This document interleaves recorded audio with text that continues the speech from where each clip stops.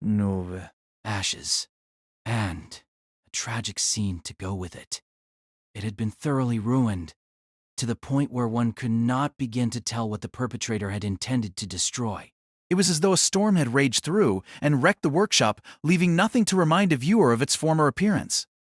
This was no storm, of course, but deliberate destruction. After all, how could a storm wash over this place? In an underground water tank. The carnage wrought on Castor's workshop could only have been caused by the power of an anti-army, or perhaps an anti-fortress noble phantasm. Yoriosuke could do nothing more than weep and wail in despair as he looked upon the scene of this tragedy. An onlooker might have been moved to sympathy upon seeing his pitiful, agonized form. That is, if they knew nothing of him. Ryunosuke and Castor had been busy hunting down fresh meat the whole of last night, but when they returned to their workshop flushed with joy, they were greeted by this scene of utter devastation. Ryunosuke's shoulders shook as he sobbed. Castor gently gathered him into his comforting embrace. Yunosuke, you still haven't seen the true evil lurking in the hearts of men, so your grief is understandable. What you need to realize is that only a small amount of people can truly comprehend beauty and harmony. The others, the rest of the rabble, will only react with bestial jealousy when they are exposed to sacred artwork. To them, beautiful things are nothing more than targets to be destroyed. Naturally, Castor was also furious at the destruction of his sanctum. However, he had no choice but to swallow his anger and calmly accept the situation. After all, he had once been the general of a nation's armies. His battle intuitions told him that it would be dangerous to directly confront an enemy who could destroy all the demons he had posted as sentries and wreck his workshop so thoroughly. That Ryunosuke had not remained in the workshop last night was also a blessing of sorts. With that in mind, Castor's rage slowly mellowed. You need to know that our creations will often be destroyed by these rabble. Because of that, we cannot be overly sentimental toward our art pieces. Everything we make will inevitably be destroyed. Thus, as creators, we should take joy in the act of creation. Exactly. Ryunosuke, that sharp understanding of yours is definitely the best thing about you. Hearing that, Ryunosuke brushed the tears from the corner of his eyes as Castor laughed heartily. He sighed deeply as he looked around his surroundings. Castor's attitude suddenly changed as he heard Ryunosuke's words. He firmly gripped Ryunosuke's shoulders, turning him so they were face to face. A sharp glint flickered in his eyes as he looked at Ryunosuke's expression. I'll only say this once. Ryunosuke, God does not punish humans. Bluebeard's eyes burned with emotion, but his face was blank.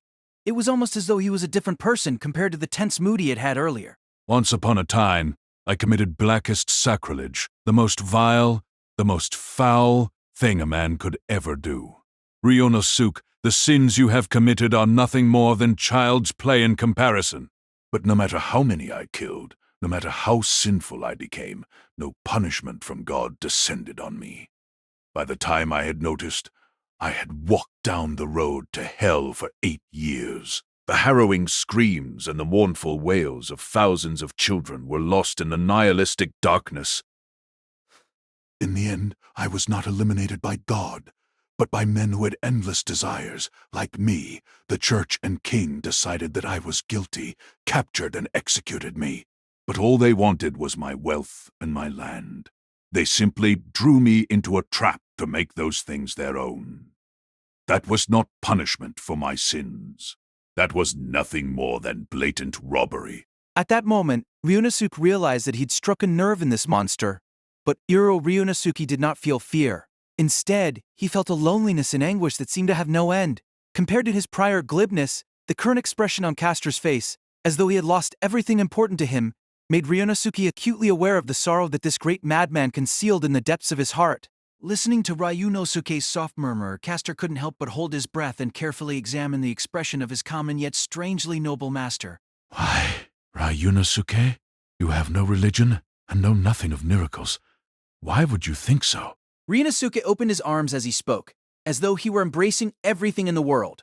Castor blinked silently, staring blankly into the emptiness as though he were contemplating Ryunosuke's words. After a while, he once again looked at his master and asked in a low, solemn voice. Then, Ryunosuke, do you honestly think that God loves men? Ryunosuke paused as though to review what he'd already said, and then he continued. Like a devoted believer praying before a holy painting, Caster listened to Ryunosuke's words with quiet solemnity. Then, he slowly lifted his head, his expression one of happiness. In this modern day, the people have already lost their faith, and the governments have abandoned God's creed. Once, I thought this was a world near destruction, but I am thoroughly impressed that new followers like yourself still appear at times like this. Oh, Ryunosuke, my master. Although he didn't know why, at least he knew Caster was complimenting him. Ryunosuke coyly deflected it. However, from your religious perspective, my sins are tiny in comparison. Hearing what Ryunosuke said, Bluebeard laughed out loud, seemingly pleased. Be it sacrilege or praise. For you, does it all seem to be the worship of God? Ah, Ryunosuke, your thoughts are truly deep and philosophical. That God, who plays with the countless humans in the world, is nothing more than a toy himself. I see. After laughing for a while, Caster's eyes once more bore that forlorn look, the same look a man, madly devoted to his art, would have just before reaching his frenzied climax. Very well. Then let us use despair and vividly colored tears to dye this divine temple a splendid shade. I will let those in heaven know that they are not the only ones who know what is true entertainment. Ryunosuke looked expectantly at Bluebeard, who seemed more excited than he had ever been in his life. Since it's been decided, then let's have a celebration. Ryunosuke, today's feast is going to be a bit special. It's to raise the curtains on the new religion you proposed. That night, Ryunosuke and Caster had harvested 5 children. These children, brought to this unknown lightless place, were huddled against each other, shivering as they watched the crazed performance unfold before them. In the face of these 2 crazed worshippers' new religion, the souls of these innocent children would not see even a sliver of salvation's light. Glancing out the window on a whim, he found that it was already dawn.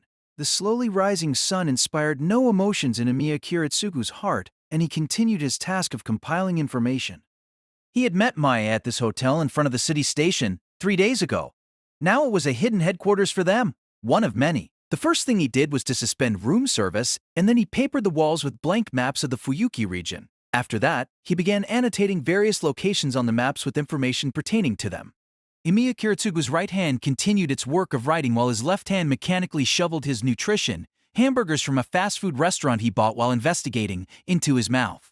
For 9 years, Emiya Kiritsugu had eaten at the table of the Einsburns, who were merely a hair removed from royalty themselves. He had grown tired of the cuisine.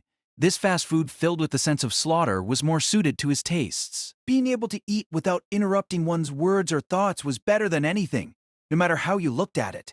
When he had finally finished with his markings on the map, Kiritsugu studied them and redetermined the direction of the heavens feel. Archer. There was no movement at the Tosaka house. Like a hibernating bear, Tokiomi had closed his doors with an unfathomable silence and not left ever since the defeat of Assassin. Berserker. The silhouette entering the Mato house appeared to be a master, and the reports from the many familiars sent out suggested that he was completely defenseless and could be attacked at leisure. But Berserker's mysterious special ability could neutralize Archer's potent noble phantasm. Should he be left alone as a countermeasure against Tosaka? Lancer, Sola, Ue, Nuada Sophia Ri had begun to act in the place of her fiancé, the gravely injured Lord Elmna Loai. She was probably the one controlling Lancer now. Was she temporarily taking on the responsibilities of a master through the Book of the False Attendant, or had she seized the command seals and formed a new contract with Lancer?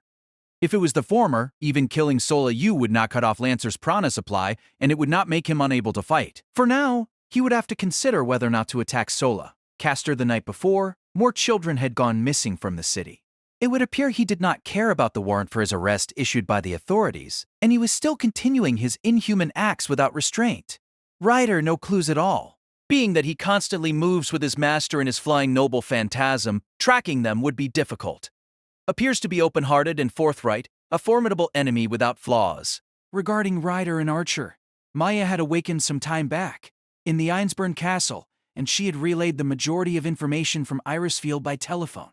It seemed that things had progressed in an unexpected direction, so Ryder, left with no other choice, had to use his noble phantasm to wipe out Assassin. Ryder's noble phantasm, Ionian Hetairoi, was very much a cause for concern. But what Kiritsugo cared about more was the fate of Assassin. Assassin was a servant that could multiply indefinitely, but what did it mean? The troop of assassins that had attacked the Einsburn castle last night must have been their entire combat force, otherwise they could not have been able to present strength in numbers, being individually weak in combat. This was totally different from the prior farce at the Tosaka mansion. This time, it would be safe to consider Servant Assassin to be completely eradicated. Then, what about their master? Kiritsugu sighed deeply, lighting his first cigarette for the day. In the end, he still felt apprehensive about this. Kotomin Kiri, the greatest oddity in existence during the Fourth Heavens feel. Kiritsugu still could not understand exactly why this man had entered the war. When he had discovered Assassin during the chaotic battle at the warehouse street, Kiritsugu had already realized that Assassin's master was Tosaka Kiyomi's puppet, only responsible for the task of scouting. But after that, Kotomin Kere had taken many actions that Kiritsugu was unable to understand. Kotomin Kere, hiding in ambush at the construction site of the central building during the attack on Kenneth at the Fuyuki Hyatt Hotel, Kotomin Kere, sneaking into the Einsburn castle from the opposite direction during its siege. No matter how you looked at those events, they only made sense if you considered that Emiya Kiritsugu was his target. First, he used the ruse of pretending to withdraw from the war, then fleeing to Fuyuki Church to request protection while dispatching large numbers of his assassins as spies. To make this tactic even more perfect, Kirei should have continued hiding in the Fuyuki Church during this time, without setting foot outdoors. But his current actions have completely exposed himself. Furusugu, originally hiding under the cover of Iris Fuel and Saber, had only been exposed during the confrontation with Lord Almelawai, so nobody should have known his true identity up to the day before yesterday. Even if Tosaka's intelligence network had discovered that Kiritsugu was taking action in secret, he could not have concluded that Kiritsugu was the one who actually had the contract with Saber. That aside, from the overall perspective of the war, what was the point of targeting Kiritsugu? It was possible that this could be due to an entirely illogical personal grudge, but that probability was very low. In the process of investigating Kotomin Kirei's experiences, there were almost no instances where he had crossed paths with Emiya Kiritsugu. There were no friends or relations to Kotomin Kirei amongst the Magi whom Kiritsugu had assassinated, or even in the people around them who had been sacrificed. In any case, what is definite is that Kotomin Kirei will continue standing in Emiya Kiritsugu's way. It is clear that this man's actions have already exceeded the boundaries of simply fighting for the heavens feel. He will not withdraw even after losing his servant. Kiritsugu exhaled a mouthful of hazy cigarette smoke with an exasperated sigh as he continued thinking. He could only feel waves of dread whenever he thought of Kotomin Kirei, as though he were imprisoned in bottomless darkness. Kiritsugu's tactics were to confuse the opponent's mind from the beginning to the end, as long as one can see through the opponent's actions, where he is preparing to attack and what the enemy's objective is, one can discover his opponent's blind spot and his weakness. In addition, a magus usually possesses a greater sense of purpose than normal people. It is only because of this that Kiritsugu has never missed while hunting. But now there is Kotomine, an enemy whom he cannot begin to understand on a superficial or intrinsic level. This is his greatest threat. And before this powerful enemy, Kiritsugu was now all but helpless. It was as though he had a tracker who could read through his mind and deduce all his actions. This time, Kiritsugu is not the hunter, but the hunted. This is the singular, unforeseen key factor. Who exactly are you? Kiritsugu finally murmured without thinking. The more he thought about the problem that was Kotomin Kairi, the further away from him his answer became. All he could do was become more frustrated. Kiritsugu had rented a garage in the nearby town and hidden a modified oil tanker inside it, which could be remote-controlled over long distances. This converted civilian weapon called a low-cost cruise missile by urban guerrillas was originally the trump card prepared for use during siege by the Mato or Tosaka. If one were to drive it into the Fuyuki church in which Kotomin Kairi was laying low, even that executor would not be able to survive. Bastard, that's enough. Kiritsugu messily snuffed the cigarette out in the ashtray as he reminded himself of that. Now in front of him, there were still many enemies which took priority in terms of elimination. What he had to win was the heavens feel. From that point of view, Kotomin Kairi was only a defeated master. Even if the reason he was attacking Kiritsugu was unknown, it would be unwise to be too absorbed with him and neglect the overall battle. This state of being impatient and frustration irritated him. It was probably a sign that his judgment was beginning to dull. He would need to rest and start over. It had been over 70 hours since he last slept. Though he did not feel tired under the influence of amphetamines, his fatigue was still accumulating. and as a result, his focus and overall condition were both deteriorating. There was still some time before he would have to meet Maya today. He should use it to get some rest. After going to the bathroom, Kiritsugu lay down on the bed and used a self-hypnosis spell to disperse his consciousness. This was a crude way of eliminating mental stress, via the disintegration and cleansing of the psyche. This self-hypnosis was not a high-level form of thaumaturgy, but the dispersion would cause a lack and dislocation of self-consciousness, so few people were willing to use it. But to Amiya Kiritsugu, it was the most efficient, and thus the best form of rest. And so he used this method frequently. The scattered consciousness would be restored after about 2 hours, and the hypnotized person would wake up. Until then, the body of the hypnotized person would be like unto a corpse in terms of unconsciousness, but it should be safe to use it at this hidden place. Kiritsugu, relaxed after dispelling the image of his enemy from his mind, fell into a deep sleep. Facing the rising sun, the streets outside the window began a new day. It looks like your mood today is fairly good, Archer. As usual, as if he was in his own house, the golden sparkling servant, sitting as he wished in Kotomin Carey's private room, had for an unknown reason worn an unpredictable smile since morning. Under normal circumstances, when a person wears a smile, he often will infect the people around him, easing the surrounding atmosphere, but by coincidence, Kairei was of a personality that was not the sort to like seeing other people smiling. Moreover, the smile of the king of heroes in front of him could only be associated with some unsettling things. Though I have not yet seen the likeness of the Holy Grail, even if the Grail is a worthless trinket, I no longer care, because I have found something else of interest. Oh, truly surprising. Did you not once scoff that this earth has only forgery and ugliness? That has not changed. But, on the other hand, I am interested in watching, until the end, the final outcome of this Heaven's Feel. Perhaps the miraculous feast held yesterday night at the Einsburn Castle's central courtyard had caused some change in Archer's mood, but Kairei also saw part of the process, and now in recollection, could it be because of Ryder? Or because of the question and answer with Saber? I, as a person, like arrogant opponents, people who are not constrained by their own humble strength, and so are ambitious. Every time when meeting an opponent like this, I will be very happy. Looking at Kairei's puzzled expression, Archer leisurely waved the wineglass containing red wine and continued to speak. But there are two types of haughtiness, too. The case in which the person has too low a caliber, and the case in which he has too great a wish. The former, not unusual one, is very foolish, but the latter is of a difficult-to-obtain rare species. Both are stupid things without any difference, isn't that so?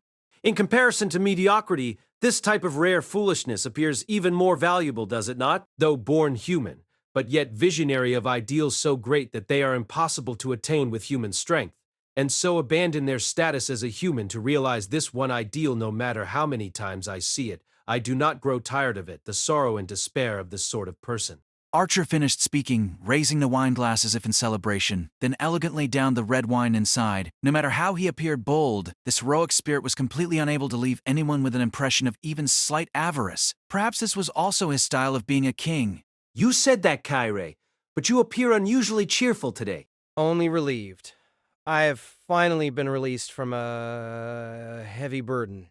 The command seals that had originally been carved on Kairei's right hand had disappeared. During the battle last night at the Einsburn Castle, his servant assassin had been completely eradicated. Kairei had completely forfeited his rights as a master. Though it looked as if there had not been any change, but exactly as he had himself said, only now had he truly been released from the responsibilities and obligations of being a master. Kairei's temporary residence at the church could finally be considered completely justified. Where have the vanished command spells gone now? Those existences that are after all the physical manifestations of magic will most likely not disappear into thin air just like that, will they? In theory, they should have returned to the Grail. The command seals themselves are things that the Grail bestows. People who have lost their eligibility as a master because of the loss of their servant, their command seals should be reclaimed back by the Grail. Yet, if there appears a servant whose contract has been lifted because of the loss of his master, the Grail will then redistribute the unused command seals it had previously reclaimed to new contractors.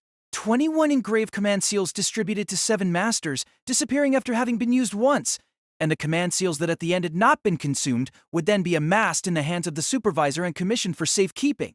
Then, in other words, depending on the development of the war, new masters may possibly emerge. The king of heroes in front of him should not have such deep interest in something unrelated to his own desires. Though he felt that Gilgamesh's question was to some degree somewhat abnormal, Kairé still continued to explain further. In particular, the masters of the three families at the beginning are even more special. Even having lost their servant, as long as in that period of time exist other servants who have not yet formed contracts, they can, under a circumstance of not losing command seals, continue to exercise their authority as a master. It seems that several similar things have happened in the past. In the eyes of Gilgamesh, who had been silently listening to his explanation, Kairé perceived an unsettling pressure and could not help but stop. What is it? Continue explaining, Kairé. Anyway, this is also one of the reasons a master who has lost his servant in the war will gain the protection of the church. When there appear openings for other masters, they will have a very great chance of once again obtaining leftover command seals. Precisely because of this, the methods that participants of the Heavens Feel use against enemy masters are not to cause them to lose their combat effectiveness, but to directly kill them. This is also a measure to ensure that there will not be trouble from them in the future. Gilgamesh, as if extremely happy, sneered, then once again filled the glass with wine. Then, so to speak, Kairé, don't you have a very great chance of acquiring command seals again? Hearing the words of the King of Heroes, this time Carrie sneered. That is not possible. The purpose of my participation in the Heavens Feel is the same as my mentor Tokiomi said, to be a support for the Tosaka faction. And now my assignment has completely ended. Assassin's investigation has been completely finished. Tokiomi has already developed a sure-win strategy against all the masters and their servants. Now there is completely no need for me to appear again. I must say, I have great suspicion of this plan of Tokiomi's. That guy does not have the ability to obtain the Holy Grail at all. You truly speak freely of your own master. At Kairé, who sniggered, Gilgamesh directed his crimson-red eyes sharply at him. Kairé, it seems that you have a great misunderstanding of the master-servant relationship between me and Tokiomi. Tokiomi faces me with the manner of a subject to his king, at the same time offering prana as tribute. It is because of this sort of contract that I agreed to obey his summon. Do not liken me to the other servant lackeys. Then, how will you deal with the orders of the command seals? I don't care. If a follower fulfills his obligations as one, then occasionally the king will listen to his counsel. That is all. Kairé could not help but smile wryly. If Gilgamesh knew the true objective of this Heavens Feel, his contractual relationship with Tokiomi would probably weaken. Of course, if it truly reached that time, Tokiomi possessing command seals would certainly acquire an overwhelming advantage. Now is a state of competition for Castor's Head. The one who attacks last and deals the decisive blow, Archer, it should be you. Now you do not have the time to slowly and leisurely sample wine. The way Tokiomi dawdles, it will be long before it is time for my entrance. During this period of time, I can only look for something else to do. To kill boredom, Kairé. Did you say just a moment ago that Assassin had already completed all his assignments? Ah, the routine business. Kairé had once promised Gilgamesh to inform him of the various masters' actions and their motives for wanting to obtain the Holy Grail for his entertainment. So to satisfy Gilgamesh's curiosity, Kairé had also ordered Assassin to keep watch. Ah, that investigation has also been completed. I should have let Assassin personally report yesterday night. This way, the effort of explaining it. No, this is good enough. Suddenly, Gilgamesh interrupted Kairé's words. I have no interest in that shadow-like guy. Kairé, this sort of thing is only meaningful information when you say it. Although suspecting the intention of the totally unfathomable Archer, reluctantly, Kairé gave a brief summary of each master's character, from the intelligence obtained through eavesdropping on the conversations between masters and their servants and entourages. Their motive for participating in the Heavens Feel could be easily surmised. The Master of Lancer and the Master of Rider had no particular wish of the Grail, and participated in this war in pursuit of victory only for the honor of Magi. About Saber's master, Kairé had to lie to Archer. Assassin, up till being accidentally exterminated the previous night, had not found any information related to Amiya Kiritsugu, only that man seemed almost as if he had seen through to that assassin being killed by Archer was a fraud, until the end thoroughly concealing his own secrets. It could only be said that to be able to do this under surveillance as strict as Assassin was truly worthy of appreciation. In comparison with the other masters, only he was a special existence. And even if Kairé had really discovered Kiritsugu's true intent, he would probably not have reported this to Archer. As it looked now, there were still many points of doubt, but even this did not shake Kairé's thoughts of crossing swords with Amiya Kiritsugu. This was Kairé's personal problem unrelated to the Heavens Feel, and he did not have the slightest intention of allowing outsiders to interfere. Therefore, Kyrie said to Archer, it was the Einsburn family's stubborn wish, participating in this heaven's feel only simply to allow the Holy Grail to descend. But Archer seemed to not have seen through to what Kyrie was thinking in his heart, only barely interestedly listening to his report. To let their hopes be dashed is also not bad entertainment. After having finished listening to the motives of the other 5 people, Archer said disdainfully, After all, they're only a pile of rubble.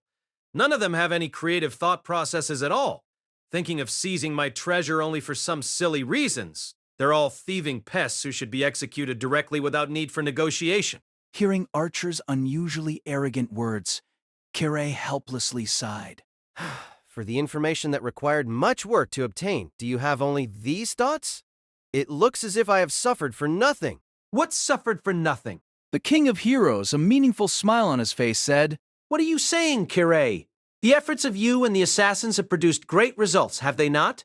as if sensing that the other party's words carried an ironic meaning. Kyrie stared at Archer and said, Are you mocking me, King of Heroes? You don't understand? Never mind, it is excusable that you do not understand, because you are a man who can only see what he cares about. Completely ignoring Kyrie's keen gaze, Archer languidly continued to say, People who have no self-awareness only simply pursue instinctive pleasure, just like those beasts who chase the scent of blood. This type of feeling in their hearts will manifest instinctively in their words and actions. Therefore, Kyrie, when you, through yourself, again recount all that you have heard, seen, and understood, you have already amply shown your inner thoughts. That which your words describe in greatest detail is also that which you are most interested in. In other words, observing a person's words and actions is the best way of understanding his interests. Toys like humans, stories like life. There is truly no more meaningful way of entertainment. This time Kyrie also had to admit he had truly been careless. He had originally thought that this was only the King of Heroes' meaningless amusement, but it looked as if his judgment had lapsed. The other party was using this method to probe his innermost thoughts. Then, speaking of this, of the remaining 4 masters, who is it then that you paid most attention to? Kyrie suddenly felt a strong sense of unease in his heart. At this point, it would be best to end this topic as soon as possible. Regarding Kyrie's indecision, Archer seemed to feel satisfied, smilingly drinking a mouthful of red wine, then continuing to say, The master of Berserker. Called what, Karya? Kyrie, your report of this man was truly extremely detailed. Because his matters are relatively complicated, so the parts that require specific explanation are naturally more numerous. That's all. I don't think so. Because you are more concerned about this man's matters, you gave Assassin the order to thoroughly investigate these complicated matters. An order you gave under circumstances even you were not aware of, purely based on interest. Facing Archer's argument, which did not permit rebuttal, Kyrie began to review his own actions. Mato Korea. He had indeed believed this was a character that required his special attention. Not only did this person bear a strong hatred for Tokiomi, Berserker as his servant also had the mysterious ability of being able to seize others' noble phantasms, considerably the arch-nemesis of Archer. But in consideration of threat level, Karya and Berserker would definitely not be first in line. The master and mad enhanced servant hastily prepared, that came forth to the war. They will probably be, of these 5 enemy groups, the quickest to be eradicated. There was not even need for use of some scheme. Merely dragging out the battle into a protracted war would be enough. As long as let be, he would be his own death. So to some extent, he should probably be considered an opponent extremely easily dealt with. Against such an opponent, still investigating the situation with such detail taking a step back, it truly appeared somewhat insensible. I admit it, this was a lapse in my judgment. With the humility of a clergyman acquired from long years of self-cultivation, Kyrie nodded and said, Indeed, after thinking about it carefully, Mato Karya is but a short-lived and thus weak enemy. From a long-term perspective, he cannot become a threat, is not worthy of attention. I have given him too high an appraisal, and only thus have to Archer. You explain too much. Is that it? Even though Kyrie had made allowances, Archer's glittering scarlet eyes still had an unfathomable expression. But Kyrie, now let us suppose, in the event of miracle interweaving with luck, Berserker and his master survived unto the end, and furthermore obtained the Holy Grail. What will happen at that time? Have you thought about it? In the event of, that is, assuming something completely unreal, The ultimate end of what Madokaria seeks is only the showdown with Tosaka Tokiomi. Not considering his chances of winning, in the event that he was in the end victorious over Tokiomi and furthermore obtained the Grail at that time, what will Kariya face? It did not even require thought. It must be his own darkness. Originally for the sake of helping Aoi reclaim her daughter, but now to claim the life of Aoi's husband. He still seemed unaware of this contradiction. No, rather than to say he is unaware, one might say he is, because of the jealousy and selfishness of his heart, intentionally deceiving himself and hiding this feeling. When facing that bloodstained victory, Mato Kariya will definitely sink into the dilemma of having to face the ugliness of his own heart. Archer, from one side watching Kirei silently thinking, smiled and said, I say, Kiri, did you realize the true significance of my asking you this question? What do you mean? Archer's hint made Kirei even more confused. Did his previous thought process have any areas of inadequacy? Tell me, Archer, what exactly is the significance of Mato Kariya obtaining the final victory? Nothing at all. Hey, don't assume such a scary expression. I've told you so many times that I don't have the intention of poking fun at you. Think about it. Why did Kairei Kotamine all along not discover the complete meaninglessness of this question? Do you not feel that this matter in itself is worthy of consideration? If this conversation were to continue, Archer would continue to lead him by the nose, step by step, so Kairei just gave up thinking, resting his entire body against the chair and saying, You might as well speak plainly, Archer. If I had posed the same question to you using another master as an example, you would definitely perceive at once that this is a completely meaningless question and directly cast away such a silly question. But with Kariya, it is different. You did not believe this to be a pointless question, instead interestedly immersing yourself in this sort of hypothetical thinking, completely uncaring that one is doing something so futile. This precisely is authentic interest. Congratulations, Kairei. You can finally understand what is entertainment. Entertainment? You speak of pleasure? Yes. Hearing Archer's affirmation, Kairei resolutely shook his head. In the fate of Mato Kariya, there is no element that would allow one to feel pleasure. The longer his life, the heavier the suffering and lamentation accumulates on his body. To him, an earlier death would instead be a sort of salvation. Oh, Kirei, why perceive pleasure that narrowly? As if facing a student with poor comprehension abilities, Archer sighed deeply. Exactly what contradiction is there between suffering and lamentation and pleasure? So-called pleasure does not take any particular form. It is precisely because you do not understand this that you are confused. That's not something which should be forgiven. Kairei's angry voice, like a conditioned reflex, rang out. King of heroes, only people with evil like you will feel happiness in savoring the suffering of other people. But that is the spirit of a sinner, an evil which must be punished. Especially you will not be on this path of faith I, Kotamine Kairei, live on. So you believe that pleasure in itself is a sort of sin? You do make fallacious arguments.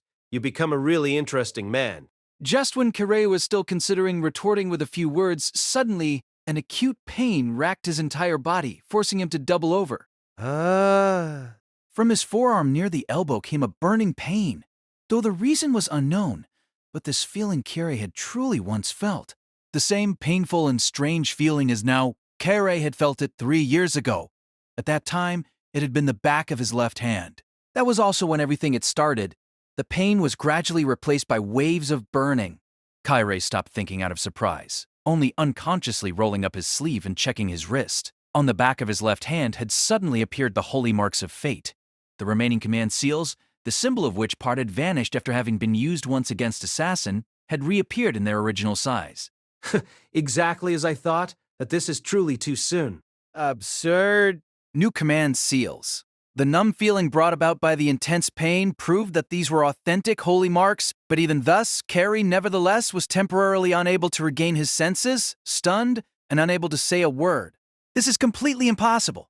At this point, all the masters were still alive, and not one servant had had their contracts terminated. Being again granted command seals under these conditions, this sort of thing was unprecedented. And in addition, Kirei did not belong to the 3 families of the beginning. That the Holy Grail would grant him, one who was withdrawn, with the same holy marks? What hopes did it have of him? This was truly a completely incomprehensible, abnormal situation. It looks as if the Grail still has high expectations of you. Archer, with a somewhat sinister smile, said, Kotamine Carey, you should also respond to the Grail's expectations. No matter what, You must have a reason to wish to obtain the Grail.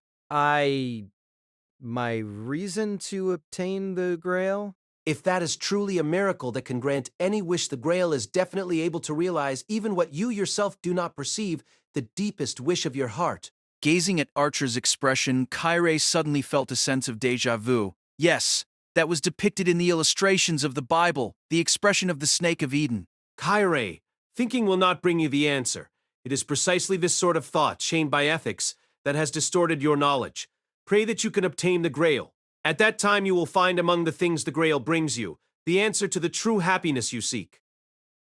This is something Kyrie has never thought about. This is a reversal of the ends and the means. Precisely because he does not know what his own wish is, he must obtain the Grail that can grant all wishes to find it out. If it were just to find the answer indeed, there is a way to find an immediate answer. But if it is like this, I'll have to personally destroy the wishes of 6 other people before being able to find the answer. And if I seek the Holy Grail for my own personal intents, I must make an enemy of my teacher and benefactor. You must first look for a strong servant. Otherwise, how will you contend with me? As if speaking of someone else's matters, Archer leisurely drank a sip of red wine and said, Anyway, as a necessary precondition, you must first seize a servant from the others. As for what comes after, Kiri, you're on your own. As if now more interested in Kyrie, who had been again granted the holy marks, the scarlet eyes of the King of Heroes shone with the light of pleasure. To pursue for your own desires. That is the true way of entertainment. Then entertainment will bring pleasure, and pleasure will guide you in the direction of happiness. The road has been pointed out to you, Kyrie, pointed out extremely clearly to you. When it comes to the essential factors of a knight, the first to come to mind should be the sword and the armor, and the other vital one, which does not fall behind those armors, is horse riding. Straddled on top of the saddle, controlling the reins and gallop on the battlefield at will, that is the expected appearance of a knight. This isn't limited to horses. Other quadruped animals, chariots, or even imaginary beasts would suffice. This mobility, which far surpassed walking and the exhilaration coming from such freedom, is indeed the essential joy connecting together all such riding abilities. For Saber, who had fought her entire life as the king of knights, the very act of riding is something that had already rooted its existence in the depth of her soul. The riding ability that she possesses when materializing as a servant is perhaps the true reflection of this characteristic of hers. This is really marvelous, Saber remarked in her heart as she gently caressed the steering wheel of the Mercedes-Benz 300L. The feeling of controlling this mechanical contraption is completely different from that of riding a stallion. But after only one experience, she had discovered that this intricate mechanical contraption gave off the delusion that it is alive. While it is obvious that mechanical gears have no blood or soul, it still loyally moved forward rapidly and sturdily according to the will of Saber, its driver. This deference the Mercedes displayed was like riding her own beloved steed, and it filled her with trust and satisfaction. No wonder Irisfiel is so ecstatic about driving. As she realized this, a small question also invaded her thoughts. Since driving this car is so pleasant, then why did Irisfiel pass the chance of driving to me this time? How does it feel to be driving, Saber? Irisfiel, sitting next to her, asked with satisfied smiles all over her face. It was a satisfied expression of a mother who had brought a new toy to her child and looked on as the child played. It's truly an amazing riding being. If this thing appeared in my era, it would definitely be something unimaginable. Saber smiled and replied frankly, at the same time chasing doubt out of her heart. Irisfiel must have believed that Saber would feel happy with driving and then proceeded to pass the chance of driving to her. Perhaps it was a kind of a reward for her loyalty as a knight. If so, then Saber should also return this gesture as a knight. But a servant's ability is pretty awesome too. Although it's the first time you are controlling a machine, the level of your skills can truly be regarded as first-rate. I've got some strange feelings too, more or less. A feeling as if I possess this skill I was made to master long time ago. Rather than understanding it with reasoning, I just remembered the controls of the next steps naturally. Irisfiel hummed for a while, then suddenly a mischievous smile emerged on her face. I've suddenly got an idea. We should go to the world's black market and buy something like the latest tank or bomber. If you get in and drive it, then wouldn't you finish this entire heaven's feel with one blow? Although she knew Irisfiel was joking, Saber gave an amazed and bitter smile. Although your idea is interesting, I can declare this. There are no weapons in any era that can defeat my sword. While Saber's words seemed overconfident, Irisfiel did not beg to differ. Anyone who had fought together with this servant would testify the truth of her words with their own eyes. Speaking of that, Maya is getting deeper and deeper into Fuyuki City, Saber said in a low voice as she looked at the small truck that Maya drove in front of them, which served as the forerunner. Is it really all right? Is this house, which is going to be the new headquarters, too close to the center of the battlefield? That is not something worth worrying about. Both the Tasaka and Mato families openly built their defenses in the city. Other foreign masters also resided within in the city without any qualms. It's the Einsburn family who built their dwellings so far away that they appeared to be the odd ones. For the Heavens Field, which on broad principles demanded battles to be secret, the location of the headquarters didn't have any special meaning. The so-called advantages of the terrain is just referring to those elements of the Leylines that had to do with magecrafts concerning spirituality. Also, considering this in terms of concealment, maybe this new place Kiritugachuzu chose is even more reliable than the previous castle. It seems Saber herself didn't notice it, but her face was briefly clouded with a dark shade when Kiritsugu's name was mentioned. Not surprising, Irisfield had already given up in her heart. That's because the strife between the two was already predicted from the start. Irisfield's current position was to cover up for that. If that happens, she would have no choice but to think more of it in accordance to her reputation. This place really is too close to Tosaka and Mato's headquarters. He definitely chose a place no one would expect. It's said that the most dangerous place is also the safest. In terms of unpredictability, Kiritsugu's choice is definitely correct. Although it was a comment of agreement, Saber's voice still sounded somewhat stiff. Saber thinks Kiritsugu's theories are appreciable in terms of strategies. What she could not endure was the coldness and cruelty of Kiritsugu's tactics. Maya, slightly ahead, gradually slowed the speed of the light van and parked on the side of the road. It looks like they've already arrived at their destination. Here? Oh. Another really mysterious building, right? Stepping off the Mercedes, which was following behind the light van, Irisfield's first words were full of emotion. From today onwards, both of you would use here as your headquarters. Maya, getting off the small truck, handed Irisfield a string of keys as she said those words with a matter-of-fact tone. Just give this to Saber. Understood, Irisfield. Since her master ordered her to keep the keys to the room, Saber took the key ring from Maya's hand without hesitation. There were many keys on the key ring. Apart from the keys for the main door and the porch, other keys for the back door and other rooms should also have been included. The shapes of the majority of the keys are the normal cylindrical kind. Only one was cast in an ancient style. Maya, what's this key for?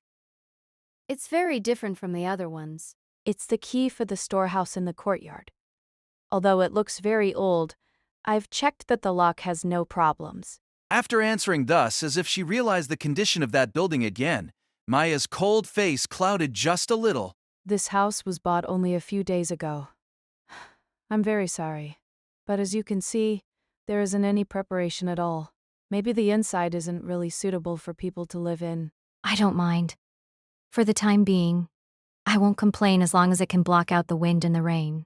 Although it didn't sound like something a high-born lady would say, the Einsburn castle in the wildness wasn't any better in terms of dilapidation. If so, then I'll be taking my leave. Maybe Kiritsugu gave her some other duties as well. Maya quickly returned to the light van after she excused herself and briskly departed, leaving Irisfield and Saber who were still standing in front of the empty house. Then, Saber, let's start checking out this new home. All right. After opening the lock of the door as they thought, a run-down front yard without any maintenance for a long time appeared. The courtyard was full of waist-high grass, and the main house, immersed in weeds, gave out a feeling of unease. Is this what people call a haunted house? Irisfield seemed like she didn't care about this desolate and abandoned house at all, and instead looked around cheerfully like a bad child anticipating a haunted house in a theme park. Seeing her childish face and high spirits, Saber didn't even know what emotion she should respond with. Huh? What's wrong, Saber? Nothing. If you don't mind it, then it's good. For Saber, who had been through countless battles, this is already something she's used to, so there wasn't much that displeased her with this abandoned house's dilapidation. If Irisfield can also accept this, then there's nothing inappropriate about using here as the new headquarters. The inside must have a wooden corridor, and tatami, and paper-paneled sliding doors.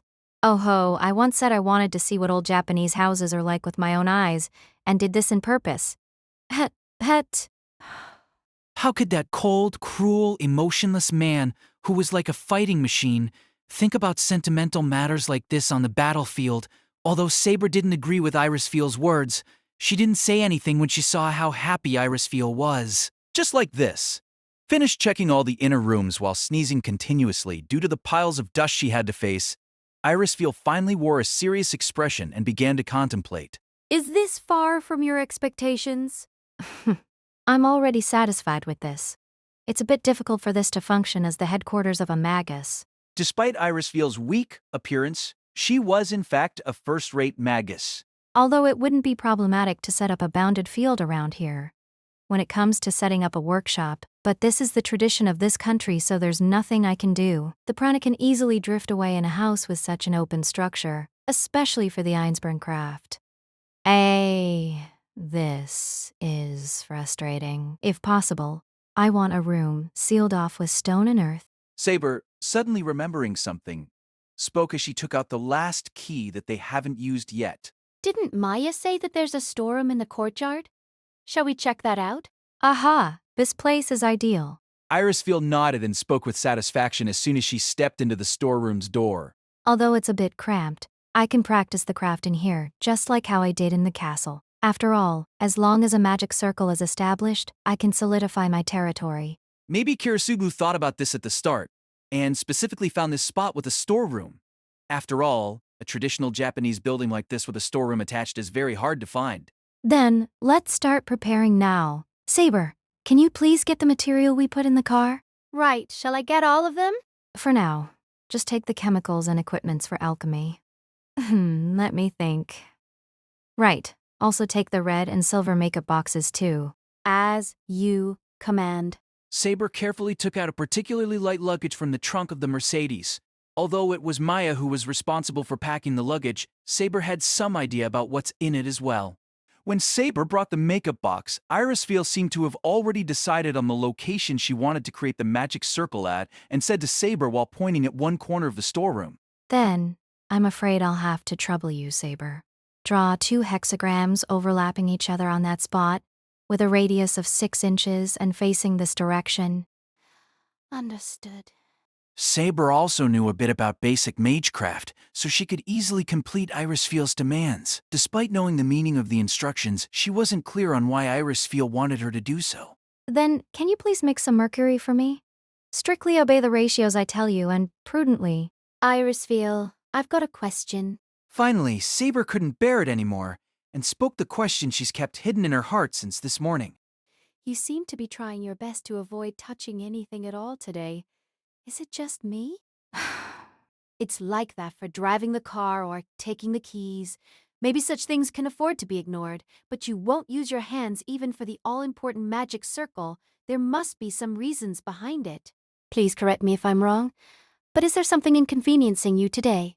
If you aren't feeling well, you should tell me beforehand. After all, I'm responsible for your safety, and I need to be prepared for such things. Sorry. However, I really didn't hide anything from you. Irisfiel sighed helplessly, then turned towards Saber and stretched out her hand as she spoke.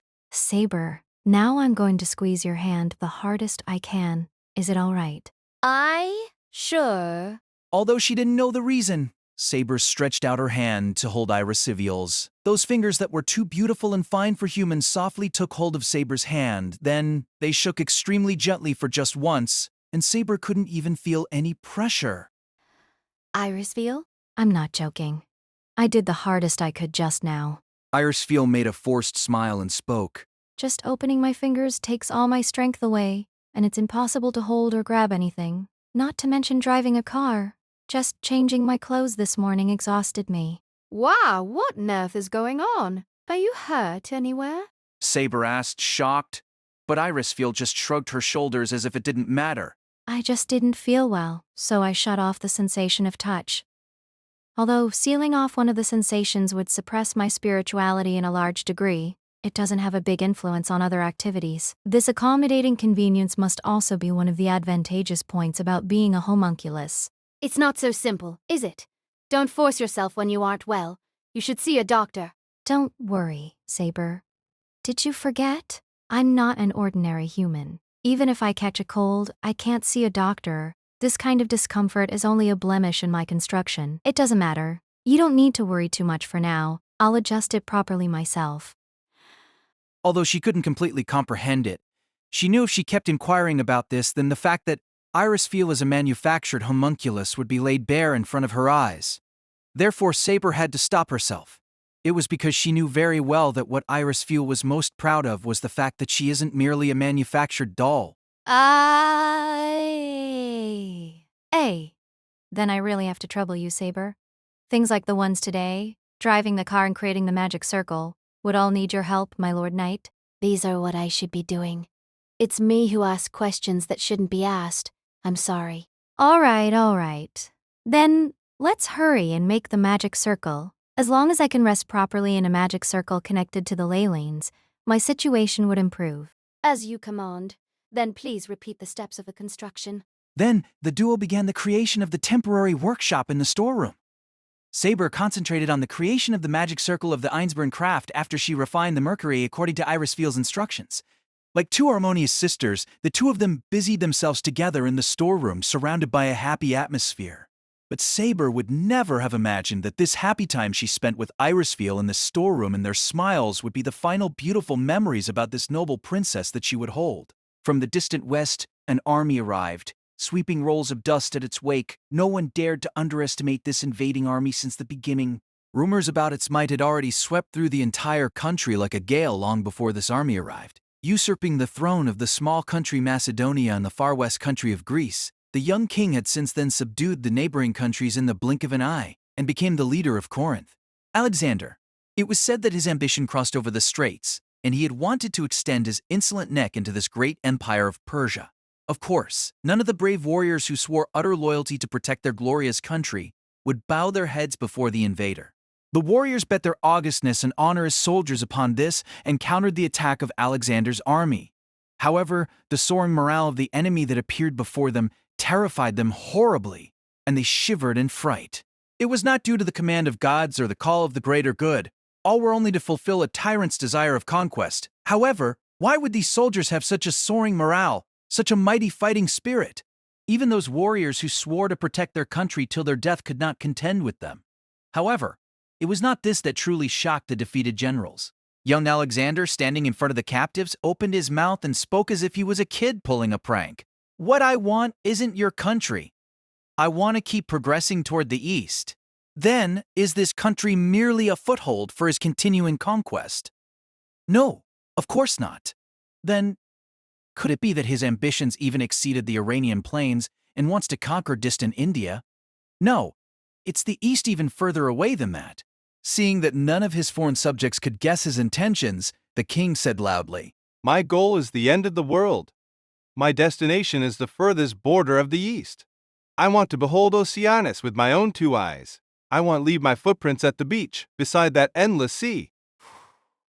Ryder agreed without a question as soon as Waver mentioned that they should go have a stroll in the streets. Of course, for Waver, there was nothing that interested him much in this eastern little town compared to his hometown London. He just wanted to find a book. It was the first time Waver walked in the streets of Fuyuki Shinto during the day. It was reasonable as he hadn't had anything in particular that needed him to come out during the day until now. The morning streets were completely void of the nocturnal feeling, full of the demonic aura, and the warm sunlight and fresh air can make one's mood very glad. Say, what on earth got into you this time? Nothing in particular. Just wanted to lighten my mood. Waver replied, his face full of annoyance, to Ryder's rascally question. It wasn't as if he had something that irritated him or that he was unsatisfied with Ryder's work. It was that pointless action such as to lighten his mood has nothing in common with Waver's strategies. Anyways, no matter what, he wanted to completely forget about the War of the Holy Grail, even if for only a little while. That was the truth. The meaning of joining this War of the Holy Grail had changed a little in Waver's heart. While these changes were small, they completely took over all processes of his brain, making his mind depressed or even suffocating. All right, just stop asking why. Anyways, weren't you yelling since the day before yesterday that you want to stroll at some busy place? The pleasure of feeling the bustling atmosphere in a foreign market is not any less than the pleasure of battles. Countries brought into war and strife because of such reasons are pitiful indeed. Waver mumbled helplessly. Hearing his words, Ryder tilted his head as if very surprised and asked, All right, just pretend that I didn't say anything. A rare number of masters who had established a contract with a servant can experience former memories of the heroic spirit in the form of dreams. Waver was reluctant to mention what he dreamed of this morning, although he didn't know if Ryder knew about this. No one should want others to see through events in their memory. Moreover, Waver didn't intentionally want to see those memories in the first place. Ryder immediately expressed immense interest to the shops around them as soon as they arrived at the bookshop in the shopping street in front of the station. It seems like Waver won't need to worry whether this King of Conquerors will stir up some trouble before Waver's proper business is done. Then I'll deal with some business in this bookshop. Basically, you can do whatever you want, but you absolutely must not step out of this shopping street. We can't be careless even during the day. You need to be able to rush to me immediately if I'm attacked. He didn't even know if Ryder was listening at all. Anyways, Ryder's big eyes, sparkling with light, were completely focused on the surrounding restaurants, toy shops, gaming, arcades, and food stalls already. Don't conquer. Don't invade. Huh? What? Seriously? Worried that they might draw attention if they took too long here, Waver stuffed his wallet into the King of Conquerors' thick palm. Don't steal anything, and don't you think about eating without paying. Go use money to buy something if you want it. Do you need me to use the command seal to tell you this again properly? Don't be so nervous. Macedonian decorum is applicable to all civilized men in any country. Ooh, I found you. Such a short dude hiding between the shelves really can't be seen by anyone and is so bothersome to find. Normal people are all shorter than bookshelves, you idiotic giant. Speaking of, what did you buy this time? A paper bag so large that it made Waver feel uncomfortable was held up in one of Ryder's hands. As if he loved the contents inside to pieces, he eagerly opened it and showed it to Waver on the spot. Waver couldn't help but feel a passing headache when he saw that what Ryder bought was 10 times more idiotic than the most idiotic thing Waver himself could think of. Say, you only bought the software for such a big thing. Halfway through his sentence, Waver suddenly discovered that the large paper bag in Ryder's hand was too enormous as packaging for just one software disk. He immediately realized that this King of Conquerors bought the console as well. All right, kid. Let's hurry back and play together. I even bought an extra controller. Let me tell you this. I don't have any interest at all towards this kind of vulgar games. Hearing Waver say this, Ryder immediately furrowed his brows in irritation and said with a heavy sigh, Honestly, why do you like to immerse yourself in that little world of yours? Don't you want to just find even a little joy? Then you have extra brain cells to waste on this book? As Ryder spoke, he pulled out the book that Waver just stuffed back into the bookshelf. This completely unexpected action made Waver uncontrollably rebuke him out loud and nervously. Oh, of course not. How do you know I was reading at this one before? Only this one was put in the shelf the other way around. Only an idiot would miss it? Huh? Alexander the Great. Isn't this my biography? At this moment, Waver wanted to be swallowed by a chasm opening up in the ground. This current feeling of shame was even worse than having his tutor Kenneth mock his essay. You really are a weird guy. Isn't the real person standing in front of you more reliable compared to these records that you can't confirm? Isn't it easier to just ask me whatever questions you have? Fine, I'll ask you. Waver yelled, half crying, and spoke after he grabbed the book from Ryder's hands and flipped to a page that he was particularly interested in. Historical records say you are a very short man, so why do you appear like an idiotic giant now? I'm short? Where did you read that? Look at this! It is said that your feet can't even reach the footstool after you conquered the Persian Empire and sat on Darius's throne, and at the end they had no other choice but to swap that footstool for a table. Yes, you mean Darius? That couldn't be helped.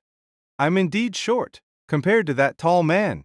Hearing Waver say this name, the King of Conquerors laughed loudly and clapped his hands, then said, while gazing at the sky with a face full of reminiscing expressions as if he was remembering an old friend. Not only was that emperor's caliber very majestic, his figure was, too. He was, indeed, a ruler fitting for the mighty Persian Empire. From Ryder's description, the other man should have been a giant of more than 3 meters tall. When Waver's brain thought of this, he couldn't help but feel a chill. Unimaginable. It's really unimaginable. If we think along your line, then King Arthur was actually a woman. A woman! Isn't that more surprising compared to my height?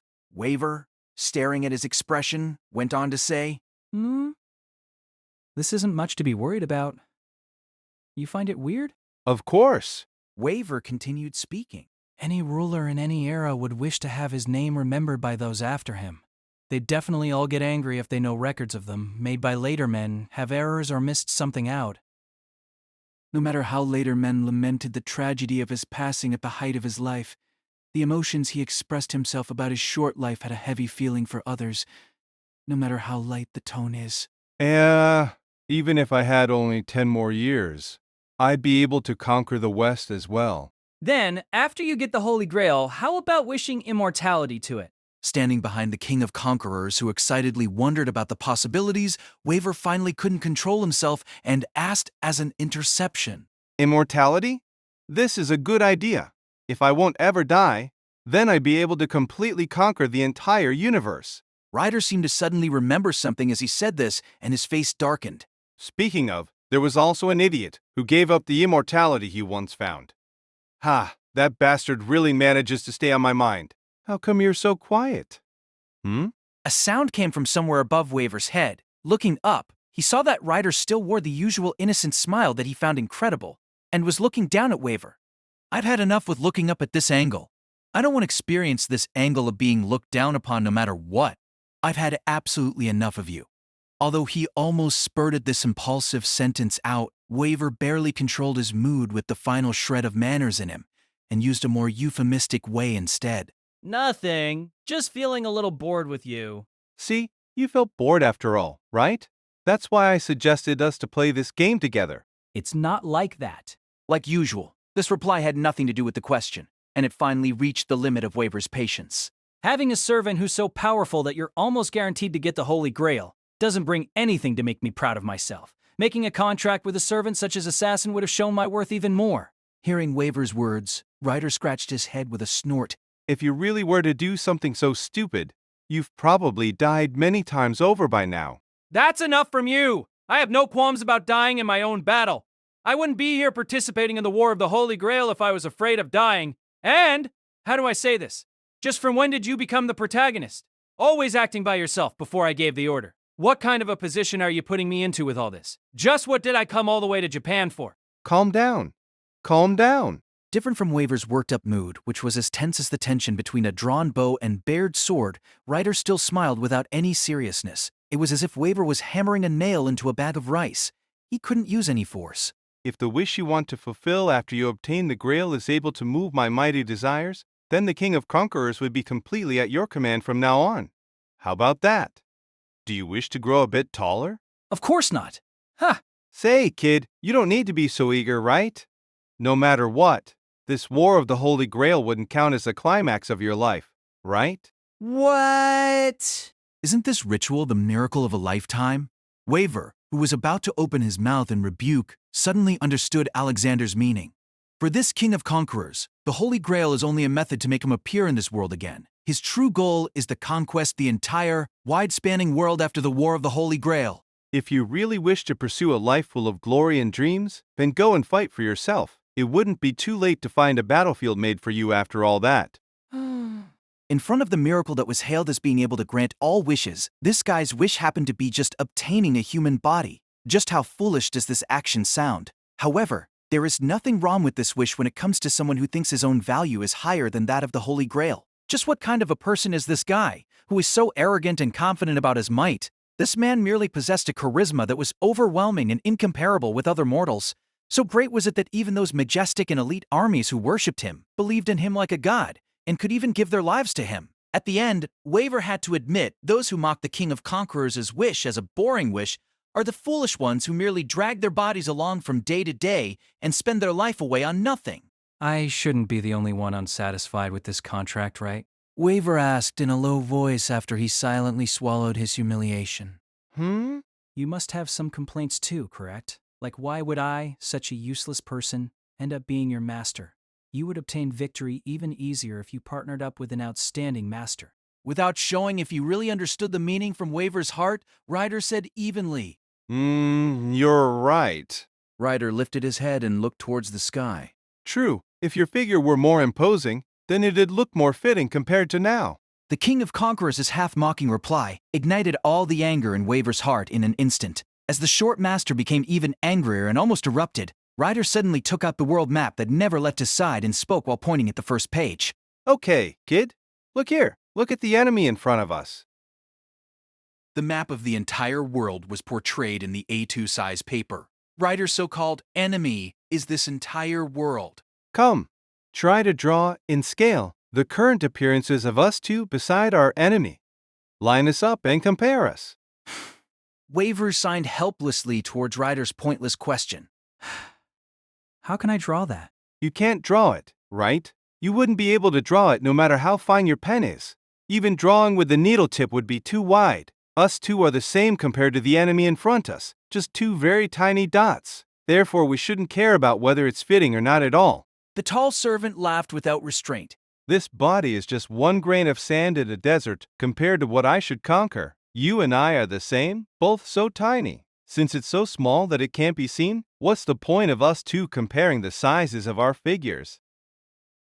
I feel even more elated precisely because of this. Ryder laughed openly and continued to speak boldly. The more insignificant I feel, the more I want to use this insignificant body of mine to rule over the entire world. That is indeed the most exhilarating feeling. Listen, that is truly the heartbeat of the King of the Conquerors. Waver was completely defeated by Ryder's vigor. In front of Ryder, whose mind was so optimistic, the irritation and anxiety in Waver's heart were only hassles that don't deserve to be mentioned.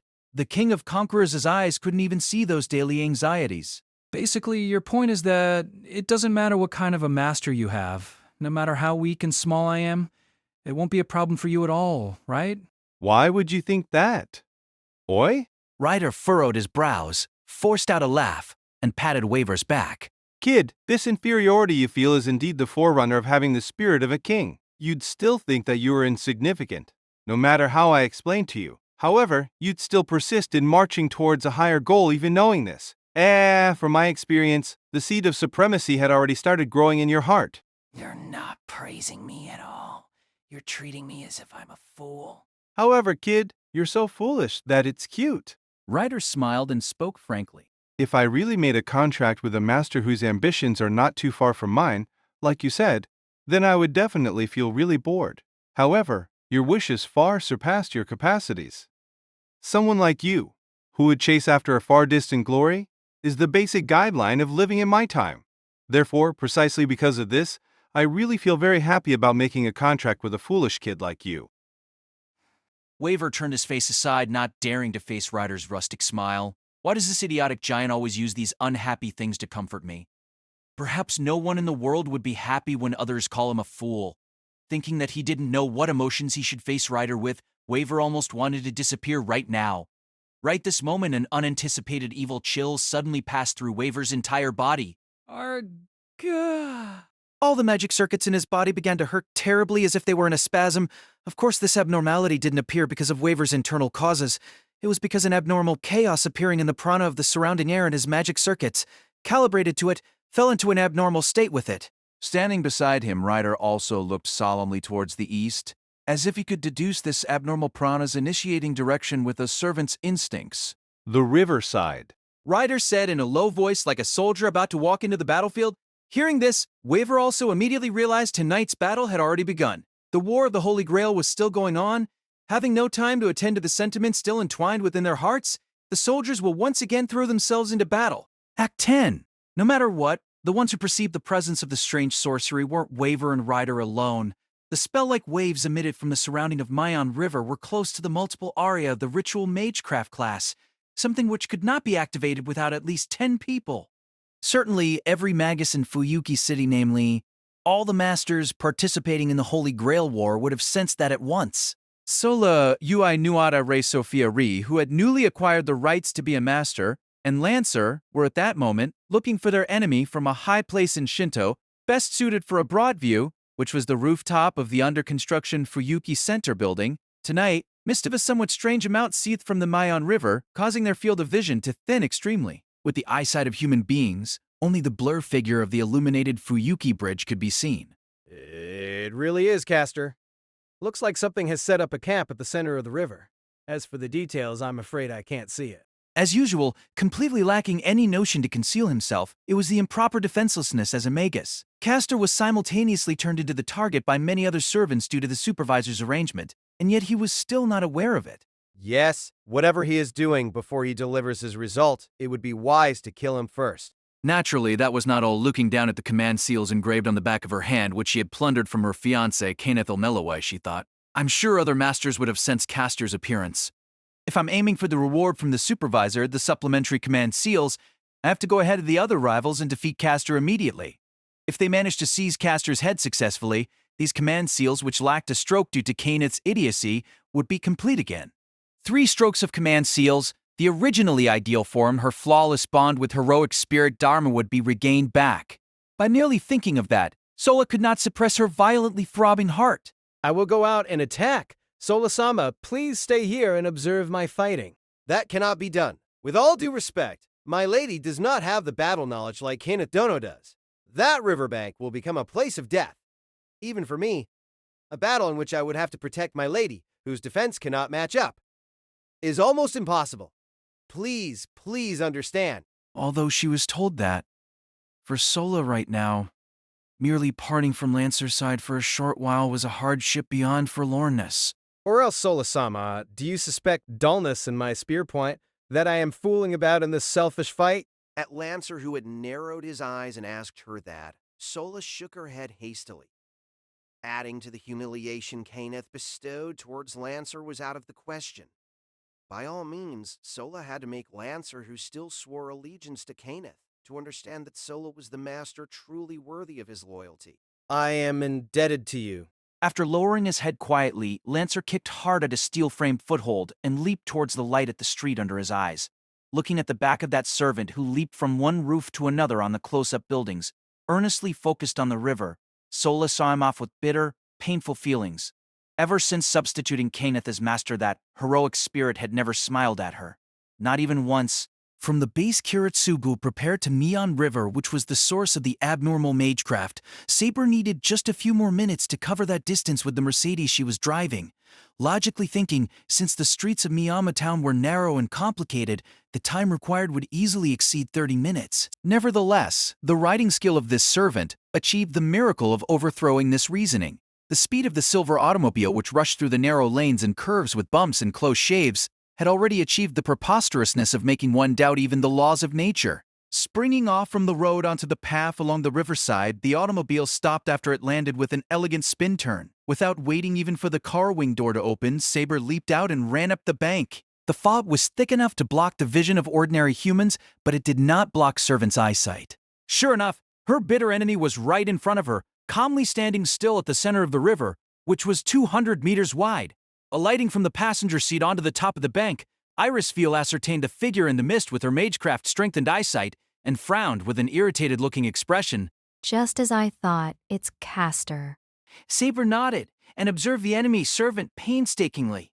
Alone and not accompanied by his master as usual, he was standing straight on the sandbarless river center as if standing on the water surface. Upon a close look, the thing which was turning into his foothold was grotesque shadows gathering beneath the water surface. Looks like the swarm of creatures she battled at the forest the other day had gathered under Castor's feet, forming a sandbar. From the abnormal emission of prana, there was doubt that Castor was performing some sort of large-scale magecraft. The outset of the strange fog which centered about the river was probably an aftermath due to this as well, not showing even the expression of him focusing on his incantations. He was merely standing relaxingly. The vortex of raging prana overflowed from the grimoire in his hands, distorting even the space around it. An extraordinary prana furnace, a noble phantasm which compiles the monologic procedures. Falling into the hands of a lunatic, there were no weapons as dangerous as this. Welcome, holy maiden. It is my utmost delight to be able to meet you again. At Castor, who gave a bow in his usual courteous way, Saber's eyes flared with anger. You're incorrigible. Heretic. What's your plan tonight? I'm very sorry, Genie. This evening, the guest of honor is not my lady. His face twisted with a sinister laughter which could make one shiver. Although he would reveal a madness which did not exist before, Castor responded. In spite of that, to be honored by my lady's presence again is a supreme joy to me.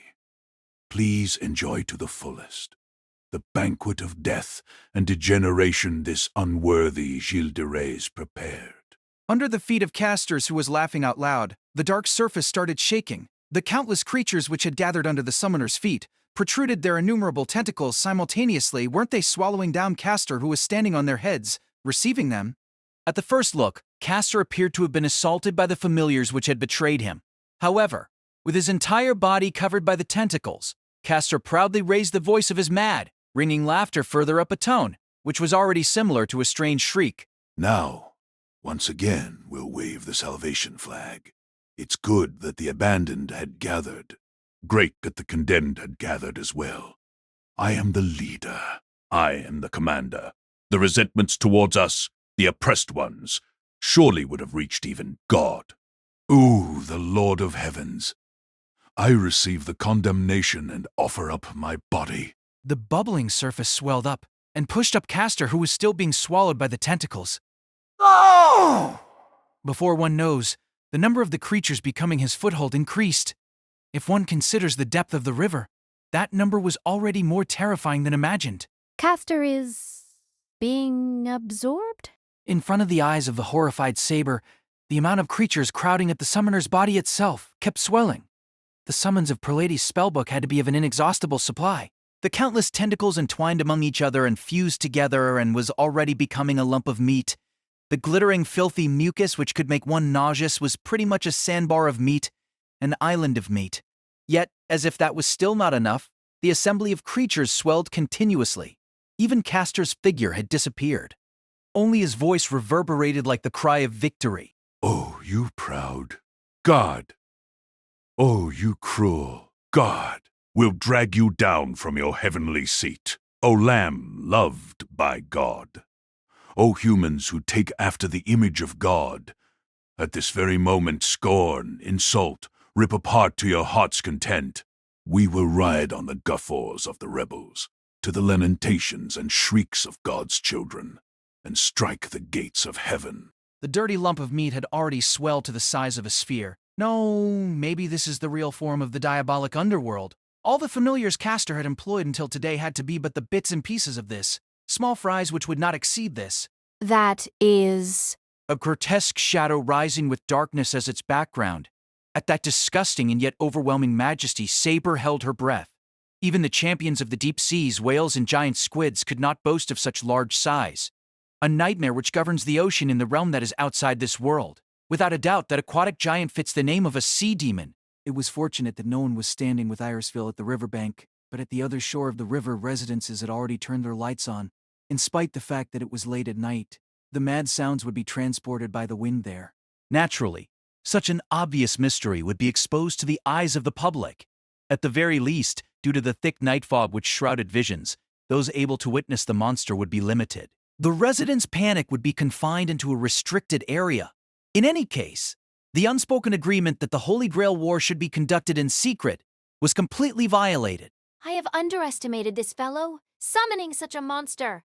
No matter how strong a servant is, the form of the familiar they can summon and use should be limited. However, if we were to ignore using, there should be no limit to it. The supposedly stout-hearted Irisville revealed her awe through her voice this time. Neglecting the controls after the summoning, if it is just inviting, no matter how powerful the monsters are, logically, it is still possible. As long as he has the prana and technique to just open the door. That monster is not under Castor's control? No doubt about it. Irisville's state of being shaken was probably because of the terror she was able to comprehend as a magus. Nevertheless, Saber did not have any pains at grasping the gravity of the situation. Magecraft is the art of flipping through evil, but that is a genuine evil which does not apply to the reasoning of those minions. The incarnation of something which have the craving desire of endlessly devouring with thorough greediness. To summon such a thing, that act itself is neither an art nor anything else. Whilst tightening her fists in anger, Saber considered the Magus's madness. Well then, that creature is not challenging anyone to a fight? That's right. It was just invited to eat. A city like this takes only a few hours to be completely consumed. Castor did not even have the recognition of what a battle or a victory is. That demented servant probably planned to wreck the Holy Grail War, the convent itself. and to send it back, idle, together with all the lives in this city. At familiar peals of thunder, Saber turned around. At the open space of the park where it was just the two of them, the shining chariot of God's authority had just landed. Holding the bridles, the gigantic servant shot an insolent smile at the person ahead of him. Yo, King of Knights! What a fine night, is what I wanted to say, but looks like now's not the time for genteel greetings. King of Conquerors, you're still incorrigible. Did you come again to make some jokes? As if evading Saber, who alertly put herself on guard, Ryder calmly raised his hands. Come on. Tonight's the only truce. If that Hughes fella is left alone, I can't do any killings in peace, since just now I have been going around calling the other servants. Lancer had agreed he should have caught up by now. The other servants? I have squashed Assassin to death, and Berserker is out of the question. As for Archer, merely calling him is useless. He's the type which would respond to collusions. Saber nodded, and with a serious expression hit her breastplate with her gauntlet hand. Understood. I have no objection to cooperating too. King of Conquerors, although it is just a brief alliance, let's swear our loyalty together. It's good that we have understanding when it comes to battles. What's wrong? You masters not happy? Naturally, it was not that they were unhappy.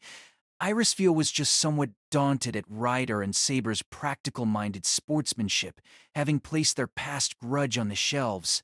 As for Waver, he did not even try to hide his wariness, as he peeked timidly from the driver's seat of Ryder's chariot, not trying to get down at all, be it killing the enemy, or forming alliances for those who live in battlefields. They definitely have no space for personal feelings, and have to make cold-hearted judgments. Both of them probably had the same perspective in this matter. This is the spirit which could not be shared had they not gone through similarly troubled times. Nonetheless, whatever they were to disregard now, Castor's recklessness had to be stopped. If an oath is something good enough for trust, the most prudent decision now would be to join forces here. I don't mind. Einsburn accepts the truce. Ryder's master. Is that okay with you? At Irisfield's call, Waver nodded reluctantly. Einsburn, what's your plan? I heard from Lancer just now that this is not your first time fighting with Castor himself. Indeed. For Saber, this could be called the return match of that fight in their forest. They had barely managed to fight off Castor with Lancer's help, but having acquired incomparable battle powers, Castor had come to fight back. Nevertheless, this time Lancer was not here, and they had formed an alliance with Ryder. From the way things are going, it was still not entirely gloomy. Anyway, we have to defeat him swiftly. Right now that monster is probably still being maintained in this world by prana provision from Castor. But once that thing acquires independent provisions and starts supporting itself, things would get out of our hands. To stop Castor before that, His grimoire, right? The autonomic summon prana kiln, Praladi's spellbook. That extraordinary noble phantasm was now buried with Castor's body inside the sea monster's heart. indeed, we have to settle this before that guy gets up the shore to begin his meal. But Frowning in displeasure, Ryder gazed at that dark green giant which coiled round and round. Castor is at the depths of that massive meat. Well, what should we do? Drag him out. Can't do anything else. At Ryder's grumble, a new voice from the darkness behind responded. Under the streetlights, the resplendent silhouette of the twin lances appeared. Slightly later than the chariot which dashes across the skies, it was Lancer. Finally, the three-servant anti-Castor alliance had assembled. If he would just show his noble phantasm, I can destroy his technique with a blow from my Gaithdirg. Naturally, I don't think that guy would easily allow that to happen. Lancer, you can hit Castor's noble phantasm from the riverside by hurling the lance? If only he would just show that thing. There won't be any trouble at all, you looking down on us, lance-wielding heroic spirits. Okay, so Ryder and I will cover the forefront. Is that all right, King of Conquerors? I don't mind, but even if my chariot doesn't need road to travel on, Saber, how do you plan to attack the enemy in the river? Being asked thus by Ryder, this time it was Saber's turn to grin. This body of mine has received divine protection from the Lady of the Lake. Whatever the water is, there is nothing which can stop my advance. Oh? That's something quite rare. I really want you to join my men. At Ryder's self-centered comment, Saber, whose beautiful eyebrows would usually ruffle, ignored him with a sharp glare instead. You will pay the price of that careless remark another time. Now digging Castor out of the inside of the monster is the top priority. Haha, aye. Well then, let me strike the first blow. Together with his roar of laughter, Ryder lashed at the oxen of his chariot and dashed up to the empty sky with clapping thunders. Not caring at all about Waver's shrieks, who apparently hadn't made the mental preparation, the King of Conquerors' galloping noble phantasm started the straight-on charge towards that gargantuan sea monster. Saber, good luck.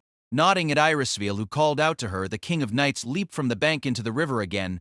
The shiny greaves hit the water surface, and silver splashes scattered in brilliance. But the tips of her toes did not sink. With hardness identical to a ground, the water saber stepped on accepted her sprint. It was just a miracle which could happen to the king due to the blessing of the Lady of the Lake. As she got closer, the figure of the sea monster grew all the more. As if bending over towards Saber, it overwhelmed her with its odious dignity. Like a group of snakes, the curvy tentacles which extended all over freely, stretched out to intercept the approaching King of Knights. Nevertheless, neither its strangeness nor its odiousness could hinder her sprint. Right now, fear and impatience were the same in Saber's heart. Let's settle this, Castor. The beheading strike of the barrier of the Wind King, which was swung over her head with renewed fighting spirit, first hit the sea monster with a merciless stroke. Somewhere, far away, within the thunderclouds of high altitudes at which not even birds fly, the voices of whispers being exchanged over digitally encrypted wireless radios could be heard. Hearing those words from the headphone, First Class Lieutenant Ogi doubted his ears. If it were helicopters or P-3C, he could still understand, but a disaster which could call back an F-15 fighter from its maritime border patrol, what on earth could it be? At the other side of the wireless radio, there was a brief, awkward silence. To hear that in the cockpit of a subsonic cruising speed, it could be said to be a first-rate joke. Not laughing was an absurd request. The irritated voice of the controller told him that he was dragged into this ridiculous prank too. Sighing, Captain Ogi gave a fixed reply monotonously. Despite that, Captain Ogi had suddenly become inclined to believe the content of the conversation just now. When the thought that such absurd conversation might be recorded in the voice recorder crossed his mind, he felt an awkwardness as if he wanted to run away. The pilot of the consort plane, Diablo II Third Class Lieutenant Kobayashi, said that in a tone which did not hide his suspicion towards that absurd order. Nonetheless, whether it was true or false, he had no choice but to carry out the orders relayed to him. At least, the only consolation was that his destination, Fuyuki City, was on the air way back to his base. He didn't know who on earth would take responsibility for it, but for now, at least the jet fuel wasting due to needless loitering would be kept to a minimum. At Third Class Lieutenant Kobayashi's semi-desperate words, First Class Lieutenant Ogi snorted again. In the navigator's hearts, with the thunderous roar of the afterburner turning its silver wings over, the figure of the F-15J was as gallant as usual. Archer looked down towards the distant, wave-borne battle of heroic spirits from high in the air. What a disgraceful sight! The King of Heroes rode upon a shining bright ark made of gold and emerald, 500 meters above the ground. Gate of Babylon, the treasury of Gilgamesh, the primeval hero who once owned all of the treasures in the world, stored within it the original forms of many treasures that were praised by the legends and myths of latter men. The golden ark that he is using to float in the air is also one of those divine secret treasures. Indeed, this is the flying contraption that was passed from Babylon to India and recorded in the two epic sagas Ramayana and Mahabharata as the Vimana. Although they're mongrels, they are famous warriors at the very least. I wouldn't have thought that they've fallen as low as joining together to finish that filthy thing. There should be a limit to deplorability. Don't you think so, Tokiomi? In contrast with the languid and heedless archer, Tosaka Tokiomi, who was permitted to share a seat on the ark, had a heart full of anger and anxiety. For the most part, magecraft has to be used in secret. It was indeed due to the need to obey this basic principle that the Tosaka lineage was appointed this land's second owner by the association. Castor's rampage not only threatens the progress of the Holy Grail War, it wholly tramples over even Tokiomi's own prestige. It would be a horrid tragedy if the liberated beast were to go mad again.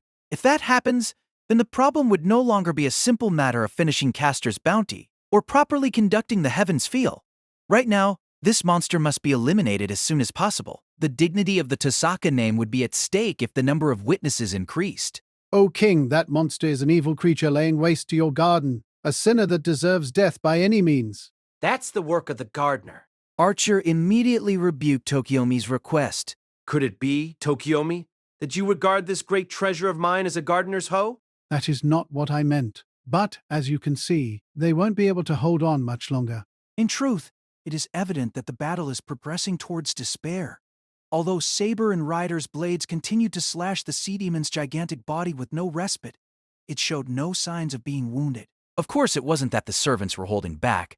The unyielding sword that clove rocks and the iron hooves that brought forth roaring thunder, they ruthlessly carved out the sea demon's flesh, scattering them about in waves of blood and decay.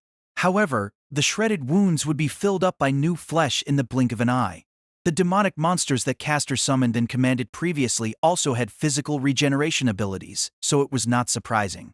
However, the giant sea demon this time was indeed enormous in size. It was as if they were digging a hole in a marsh. The damage of the two servants combined cannot keep pace with the monster's regeneration. Even the utmost effort and combined attacks of the King of Knights and King of Conquerors could only slow down the sea demon's progress towards the riverbank by a little. This is a great opportunity to display the majesty of a true hero. Please, give the command. The King of Heroes gave Tokiomi a glance of displeasure. Then he swung his right hand, which was propping up his chin on the edge of the ship. 4 swords and spears appeared in the air next to him. The shining primeval noble phantasms unleashed a thunderous roar and flew to impale the filthy mountain of meat that wriggled down below.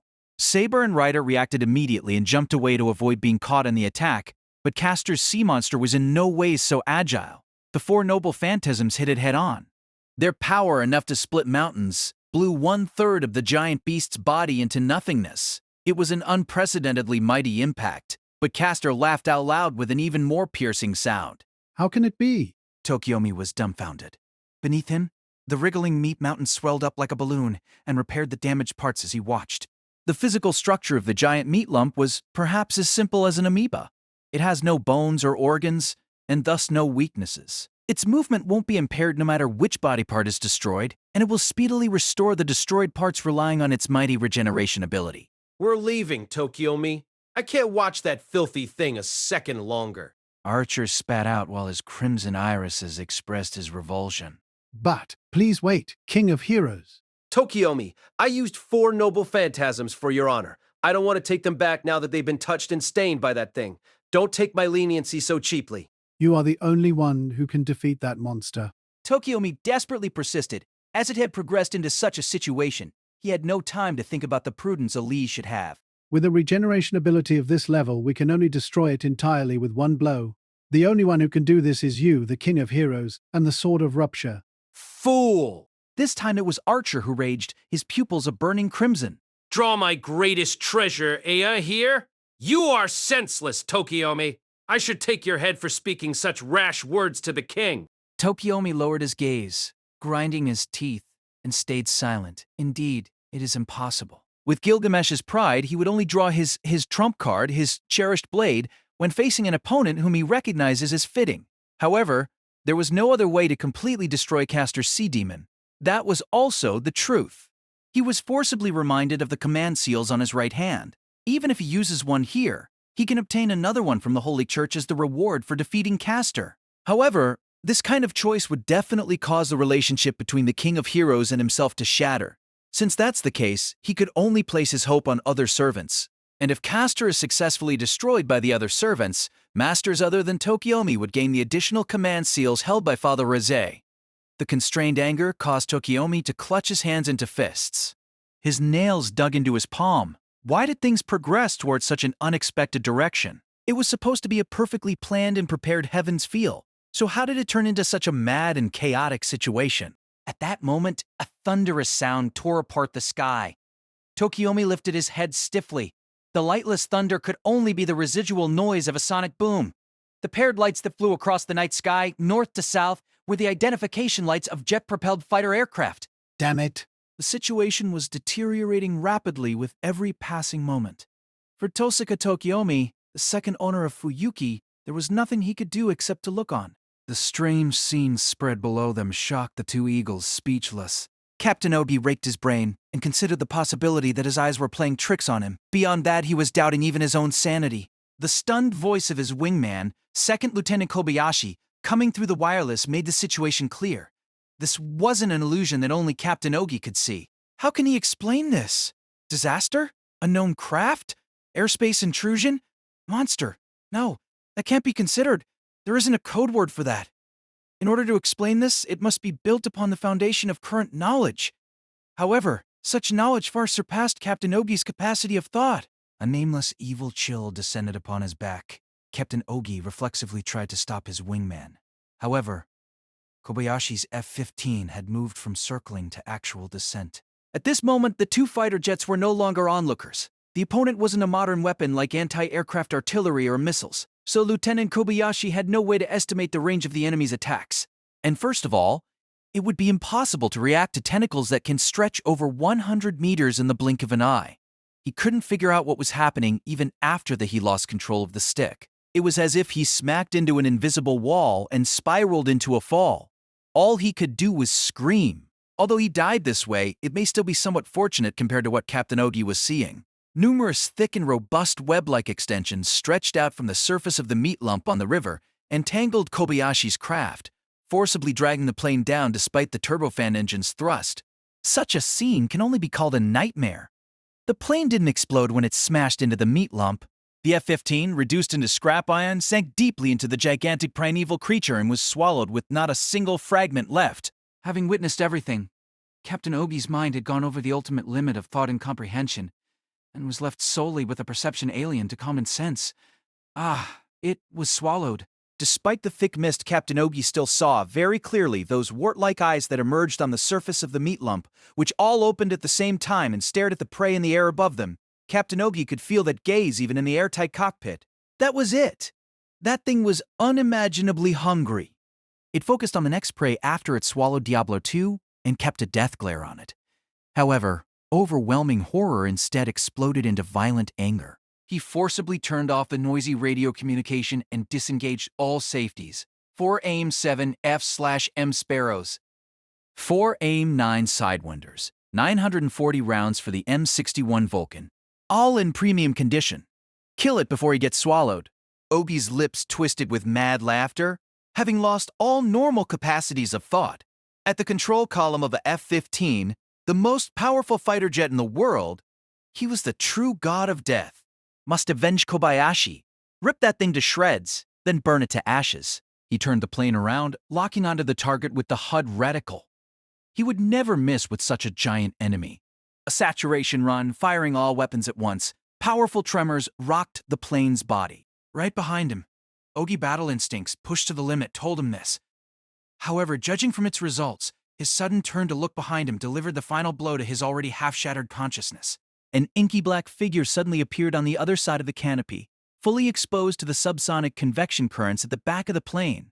Behind his obscuring helmet, his gleaming eyes emanated blazing fire, and his gaze harbored endless hatred and madness as he stared intently into the cockpit. In the sealed, radio-silent iron coffin, Captain Ogi gave a final hoarse scream that reached no one. That's... Tusaka Tokiomi, his sight reinforced with magecraft, watched the F-15 streaking through the air, the shadow that suddenly appeared on the back of the plane, armored in dully shimmering titanium. Only a servant is capable of something like that. Judging from its appearance, it must be the Berserker mentioned in Kairei's reports. The blackness on the armor corrupted the fighter jet's outer shell drop by drop as if it was ink. Indeed, it was Berserker's special ability that once robbed Archer's noble phantasms away and transformed even scrap iron into demonic swords and spears.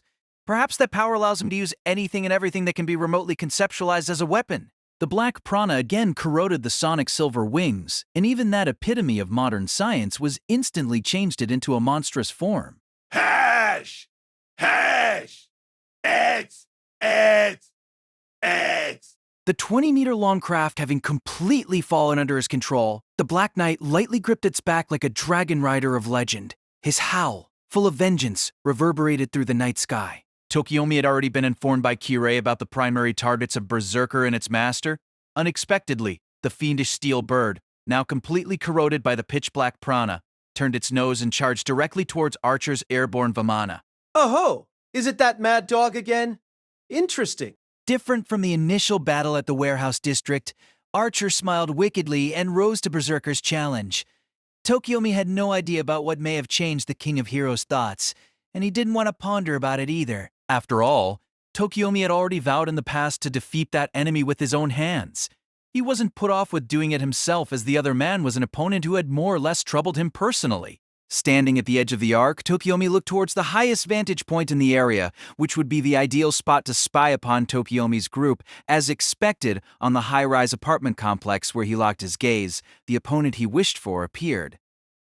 That man stood there, this time with no intention of concealing himself. The left side of his face was like a corpse, distorted and stiff with pain.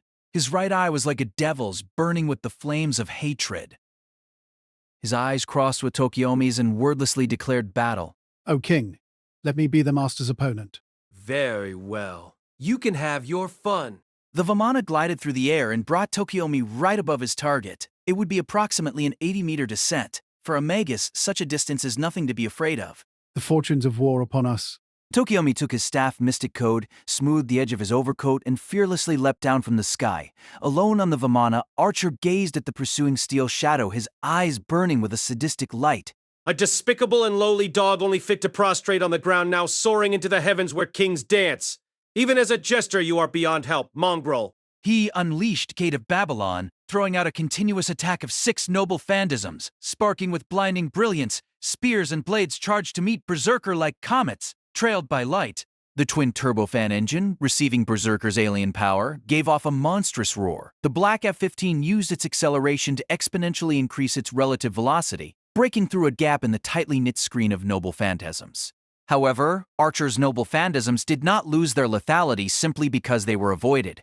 3 out of the 6, an axe, a scythe, and a scimitar, immediately spun, changing direction and closing in on the F-15's tail. Just as they were about to hit, the Black F-15 writhed its ailerons and flaps like a living creature, escaping the blade edges of Archer's noble phantasms with aerodynamically impossible abruptness. With a second, then a third barrel roll, the barrage of noble phantasms scattered away into the sky. The intense G's of the first spin was enough to instantly kill Captain Ogi in the cockpit, rupturing his internal organs. But of course, this was just a trifle for Berserker. As soon as it dodged all the attacks, the F-15 forcibly performed an Immelman turn and aimed its nose towards Archer, the pylons under its wings sputtering the flames of rocket motors. 2 Sparrow missiles attacked Archer's Vamana with vengeance. Although ordinary weapons would be useless in a battle of servants, the weapons that Berserker corroded were of a different caliber. Carrying the prana of hatred, every single shot of the 26-pound explosives had an annihilating might. How impertinent! Archer boldly smiled and placed his hand on the Vamana's helm. Immediately, the arc of light accelerated and evaded the missile's attack with an elegance that Berserker's brute force control can never compare with. The legendary flying noble Phantasm, crossing the sky at the speed of thought, has already surpassed the laws of physics. X, X, X, X, X, X, X, X, X, X, X, The mad Black Knight roared. As if echoing his malicious call, the front stabilizers of the 2 Sparrows suddenly twisted, and once again, they bared their fangs towards the Vamana, which had evaded the first attack. Even the electronic radar-guided missiles have been transformed into magic weapons that chase the subject of Berserker's hatred like hounds. However, Archer sneered at the incoming threat, deploying Gate of Babylon once again. He took out 2 shields and stood them in the sky, striking down the cursed missiles. With the arc shaking with the impact of the explosion, the red eyes of the King of Heroes were gradually stained with a shade of fanaticism. Interesting! I haven't played like this for a long time. Even a mere wild beast can make me so pleased. Archer's laughter raised as the Vamana's altitude sharply increased. Berserker's F-15 once again gave pursuit, clawing at its back. The 2 instantly broke through the sound barrier, falling up through the sea of clouds in the night sky, climbing ever higher as the dogfight continued.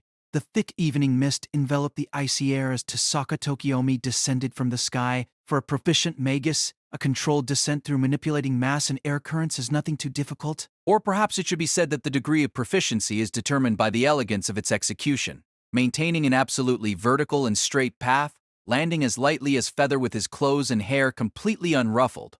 An ordinary Magus would definitely give a heartfelt praise upon seeing such an exemplary and skilled move like Tokiomi's. But Mato Caria had already transformed into something else. There was absolutely no respect or admiration towards magecraft in his heart. Respect had turned into hatred, admiration had turned into anger. For Caria, whose body was twisted into a thing ugly beyond comparison, Tokiomi's elegance and flamboyance deserved to be cursed. You are always like this, no matter what. His speech, his manners, and that royal disposition, this man has been perfect ever since the day he appeared before Aoi in Korea. That elegance and ease had always made Korea feel the difference in their ranks. However, that will end tonight. Elegance, something that this man paid the most attention to, is nothing on the battlefield where every man slaughtered one other. Now, right here, the Tosaka family creed that was held in such pride will be dragged through the mud, destroyed. Berserker, already in battle, began to mercilessly wring Korea out of his prana. The agonizing pain caused by the maddening activity of the crestworms inside him was as if his hands and feet were being slashed by razors. His bones were rent, his eyes blurred. However, such a pain is nothing when compared to the hatred that tore and gnawed at Korea's heart. It looks like you've changed, Mato Karia. Sharp, narrowing eyes that looked as though they were pitying. Tosaka Tokiomi showed his ease before battle and deliberately taunted Korea. Discarding the way of magecraft, yet still longing after the Holy Grail and even returning to it in a form like this. Your shameful sight alone would be enough to cause slander of degradation of the Mato family. Korea replied with a mocking laugh. The sound that emerged from his mouth sounded like the chirping of insects, even to himself. Tosaka Tokiomi, I'll only ask you one thing. Why did you hand Sakura to Zoken? What? Tokiomi furrowed his brows when he heard this completely unexpected question. Is this a question you should care about at this time? Answer me, Tokiomi.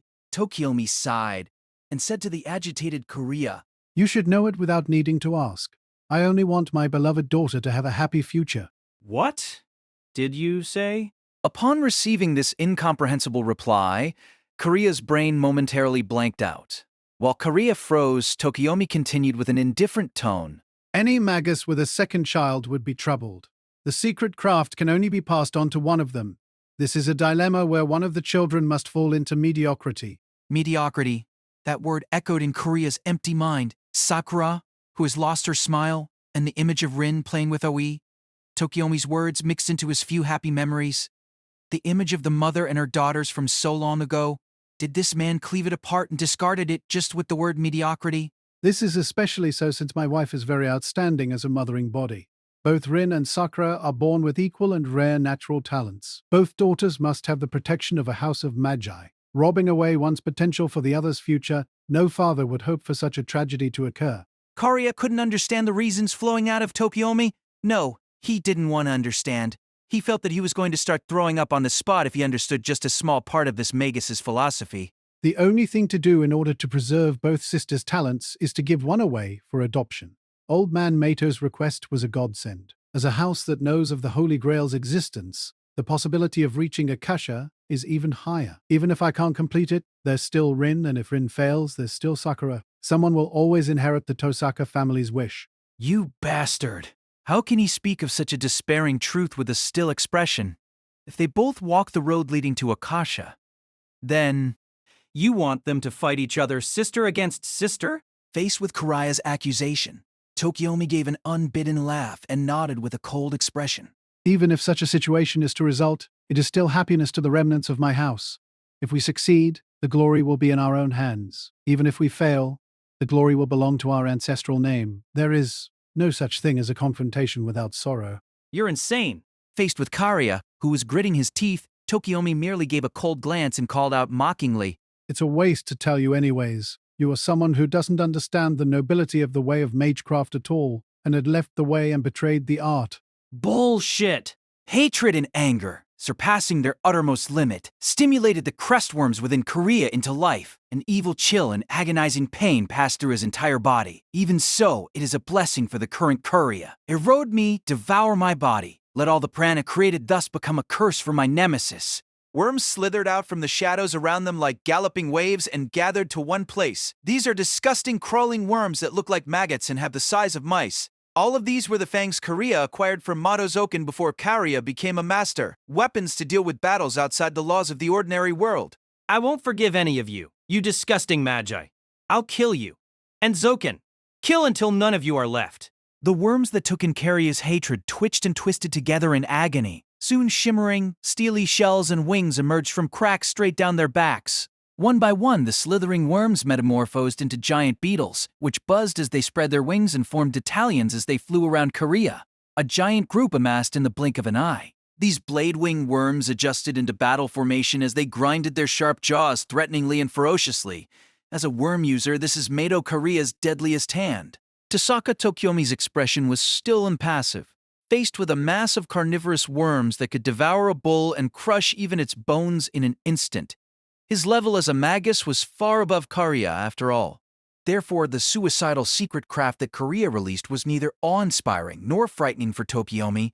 He could even spite this mockery of fate with ease in this battle to decide the victor between two former rival suitors. From the moment a magus is born, he is someone that has power. And someday he will achieve a greater power. This responsibility was already flowing in his blood before he realized this destiny. That is what it means to be born into this world as the child of a magus. Tokyomi said coldly as he lifted his mystic code and unleashed the craft of fire from the giant ruby embedded into its head. The defensive form that traced the Tosaka family crest in the air turned into crimson flames and burned the night air. This is an aggressive defense that will burn everything it touches to ashes. Even to him, it feels childish to use this against a complete novice of an enemy, but he had no intention of holding back. After all, the Matter Magecraft was passed into Sakura's hands because you refused to inherit the family headship. I have to thank you on that point. However, I would never forgive a man like you. Escaping from the responsibility of your blood is a weakness, a vile behavior which can never be overlooked. Mato Carrier is a disgrace to the way of Magecraft. Since we have met once again, I will have to exterminate you. Enough nonsense, you inhuman bastard. Wrong. Being responsible for yourself is the first requirement of being human.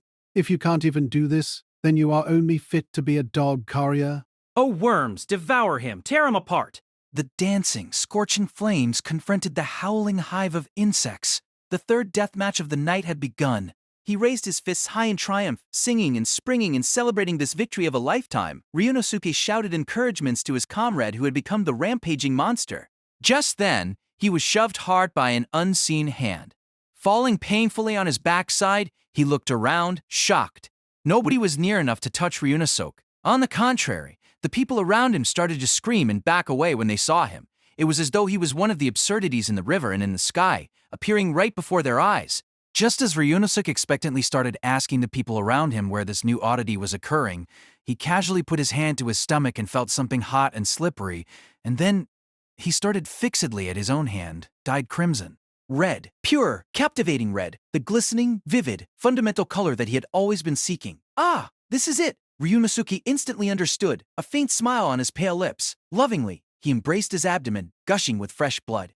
The darkest place is under the candlestick. Those words were well said. He had never thought that what he was seeking could be hidden somewhere so near himself. He was intoxicated, his skull completely filled by the surging analgesia. The second shot struck him in the center of the forehead. Even though his entire head above the nose had been blown away without a trace, his lips still traced a smile of total bliss. Got him. Confident, Emiya Kuretsugu, kneeling on one knee on the deck of the ship, lowered the muzzle of the Walther Night Vision sniper rifle. He was about 200 meters downstream from Castor's monster, close to the heart of the river at Fuyuki Bridge. Kuretsugu, who happened to have been staking out the harbor just as Castor appeared, promptly chose one of nearby empty yachts and commandeered it. Arriving here, needless to say, it never crossed his mind to attack the monster Castor had become. Using the panic as cover, Kuretsugu's aim once again was to hunt the master. Under these circumstances, anyone loitering near the riverside while keeping magic circuits active must be involved in the Holy Grail War. The probability of his target being the master of Castor was over 60%. For now, taking the shot was the right choice. Incidentally, due to Kuretsugu's position, the two warring magi on top of the nearby high-rise apartment were in a blind spot and spared from his gunshots. Although that particular incident was resolved successfully, Kuretsugu's expression soured as he turned around and confirmed the situation. No matter how favorably he looked at it, Saber and Ryder's strenuous attempt to halt the sea monster is going poorly. Even presuming that he had hit his target, it still requires a certain amount of time before the servant, cut off from a prana supply, becomes unable to maintain its link to the modern era and disappear. If Castor reaches the bank and begins feeding before this happens, that would be the end. Once it gains a new prana source, they would have no choice but to eliminate it physically. And finally, the immortal, infinitely regenerating monster is on the verge on pushing onto the shallow riverside. Despite grinding her teeth in despair, Saber was neither frightened nor daunted and continued to brandish her sword. No matter how deep her slashes, the wound would be filled instantly without a trace. This was a fruitless effort. No, if they could just slow the monster down even by a little, this battle would have meaning. However, when the impending outcome is considered, this equates to no more than futile resistance. If only she could use her left hand. Although it was an unavoidable regret, Saber could not help but consider it. Even with the exceptionally powerful noble phantasms possessed by Ryder and Archer, it will not be enough to fell this monster. No matter how large a force they use to trample it, it is meaningless if all its injuries can be regenerated from instantly. To defeat this horror, one must simply deliver a strike that covers it entirely, obliterating it down to the last scrap of flesh. What is needed is not an anti-army, but an anti-fortress noble phantasm. Excalibur could achieve this, but Saber could not use it now. The fatal secret technique which releases in a single blow an enormous surge of energy rivaling her entire prana supply. No matter the circumstance for her to use it, she must swing the sword with both hands. Naturally, it would risk Saber's pride for her to face Lancer now and complain to him at great length about this, impossible to even consider.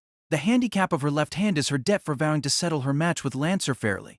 In the Einsburn forest, Lancer came of his own free will to serve as her left hand. In the name of the King of Knights, she must repay him for his spirit. Hey, Saber, we'll accomplish nothing like this. Retreat for now. At Ryder's voice coming from his chariot directly above her, Saber replied angrily, What nonsense are you speaking? If we do not stop it here... This is a stalemate. Just pull back. I have an idea.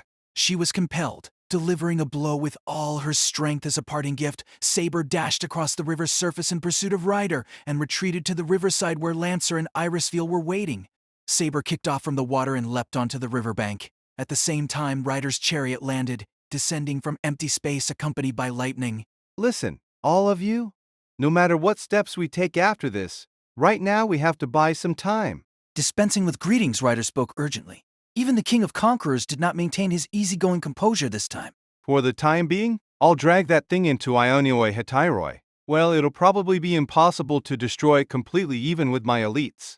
Confining it in my reality marble is the best I can do. What do we do after that? No idea.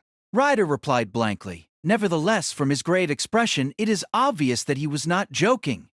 Buying time to stave off an emergency, even with the King of Conquerors' hidden technique, this was all that could be done.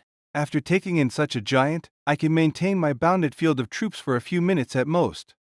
During that time, by any means possible, heroic spirits, find a strategy that will grant us victory.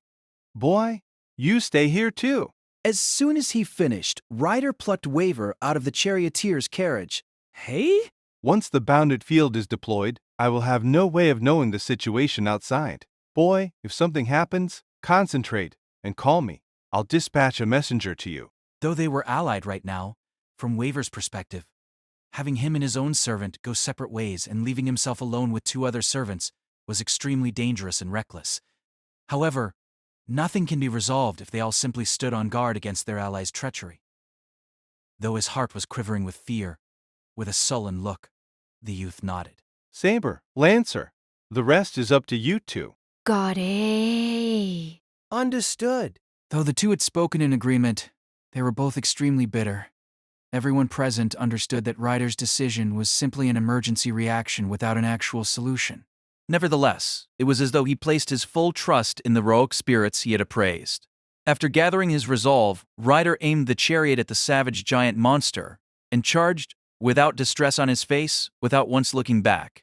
Although Archer had somewhat enjoyed this original game for a while, he soon grew bored of the aerial battle after the third, then fourth exchange of the endless holy phantasms and missiles. Finally, in this repetitive dogfight, Archer's Vimana was in a position pursuing Berserker's F-15. If he reduced the distance between them a bit more, he would be in a perfect position to attack. Aware of this, Berserker pulled further from his pursuer, pushing his craft to full throttle, then using the acceleration from his descent to perform what is known as a full vertical descent. Stop your useless struggle!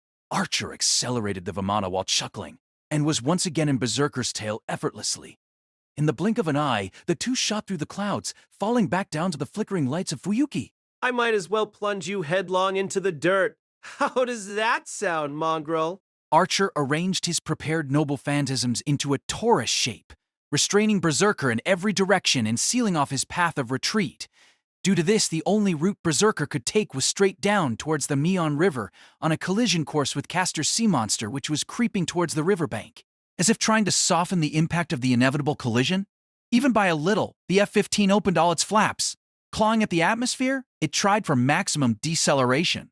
It was at that instant that that huge lump of meat disappeared. At point-blank range, Ryder shouted and activated Ioniai Hetairoi.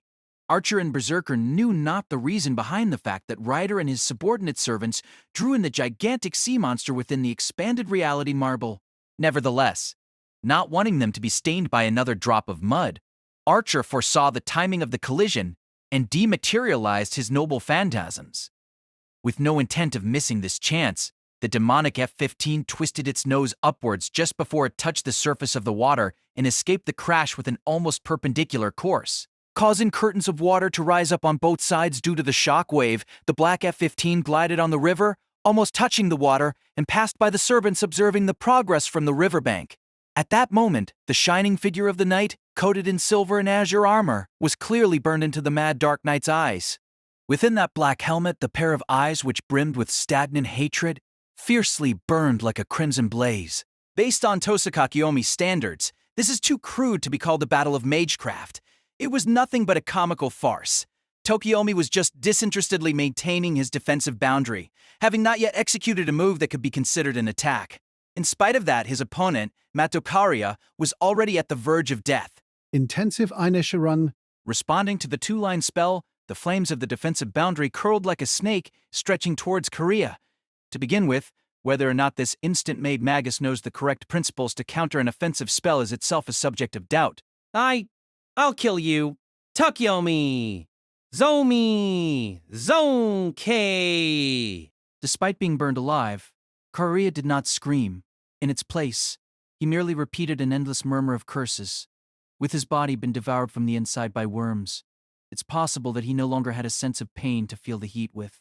As he writhed with flames enveloping his body, he broke through the fence, stepped over the edge of the roof, and dropped into the darkness of the alley below.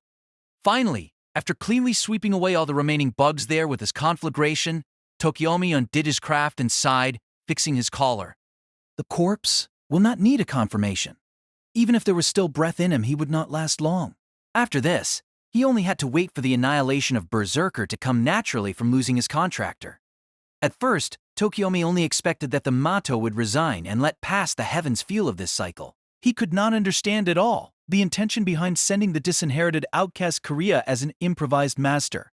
In the end, Tokiyomi did not understand what Korea had wanted that caused him to hasten and join the war. A victory without any sense of achievement and trailed by a bitter taste. Without sparing another worrying thought, Tokiyomi turned towards the river and began examining the battles that raged around Castor. Thanks to Ryder's clever scheme, the gigantic sea monster had disappeared without a trace from the water's surface. However, although its form was nowhere to be seen, the servants and magi gathered there could clearly perceive the presence of the monster raging within the plain divergent bounded field. What should we do? Unable to withstand the creeping weight of the silence, Waver opened his mouth. He said he was buying time, but if we don't think of something in the meanwhile, we'll end up where we started. Hey, Einsburn, don't you have any ideas? Even if you say that. From Irisfield's chest and out of place, frivolous electronic sound started beeping. Irisfield herself was taken aback, and she hastily took out the source of that sound. Her mobile phone. It was something she received from Kiritsugo in case of emergencies. Obviously, there was no need to guess who the caller was. Nevertheless, as a situation where they would use this to converse was considered impossible due to the urgency, Irisfield temporarily forgot the method of usage she was supposed to have remembered. What should I do with this? She could only ask Waver, who was standing next to her. Irritated at the interruption to their conversation, Waver snatched the noisy phone from Irisfield's hand, pressed the receive button, and held it to his ear. Although he was a magus, Waver came from a family which did not adhere to formalities, and he was competent with machines to the degree of an ordinary person. Eerie? Now was Waver's turn of confusion as a low male voice came from the other side of the conversation. He had wanted to return it to the owner after receiving the call, but ended up answering it instead. No, I'm... So, who are you? It doesn't matter. Castor disappearing, that was your servant's handiwork, right? Well, yes. Then I have a question. When Ryder releases the reality marble, can he drop the contents at a specific place? It was a question without a clear purpose, but it was a race against time, and there wasn't time to ask the questioner's motives. Waver racked his brain for the fundamental laws governing reality marbles that he had learnt at the clock tower, put it together with the properties of Ionia Tyroe, which he had witnessed only once, and gave a cautious reply. It should be possible to a certain extent, probably 100 meters at most. The prerogative for their reappearance lies with Ryder. Sirius, that will do. After this, I will choose a time and send up signal flares. Release caster directly under it. Can you do that?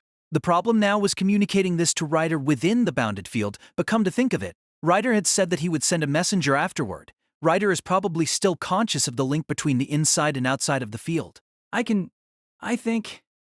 Probably. One more thing. Tell Lancer this. Saber's left hand contains an anti-fortress noble phantasm. Huh? Increasingly confused, Waver returned a question, but the conversation was quickly cut, leaving only static. What happened? Feeling the meaningful gaze from Waver, Lancer asked him with suspicion.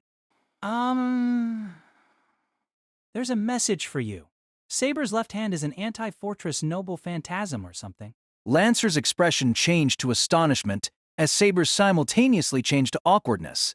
Is that true, Saber? She wanted to avoid bringing up this topic here, but there's no use hiding it now. Dropping her face, Saber nodded silently. And it can bring down Caster's monster in one blow? It is possible, but... Nodding again, Saber stared straight at the servant of the spear with unwavering eyes and continued. Lancer, the weight of my sword is the weight of my pride. My injury from the fight with you is an honor, not a chain. It is as you said in the forest. If I am backed by Diarmid or Debiine as a substitute for my left hand, that alone is worth tens of thousands of men. No good will come from making Lancer feel guilt at the point. As a comrade in the conducts of chivalry, in the end, Saber wanted Lancer to welcome the conclusion without unnecessary binds.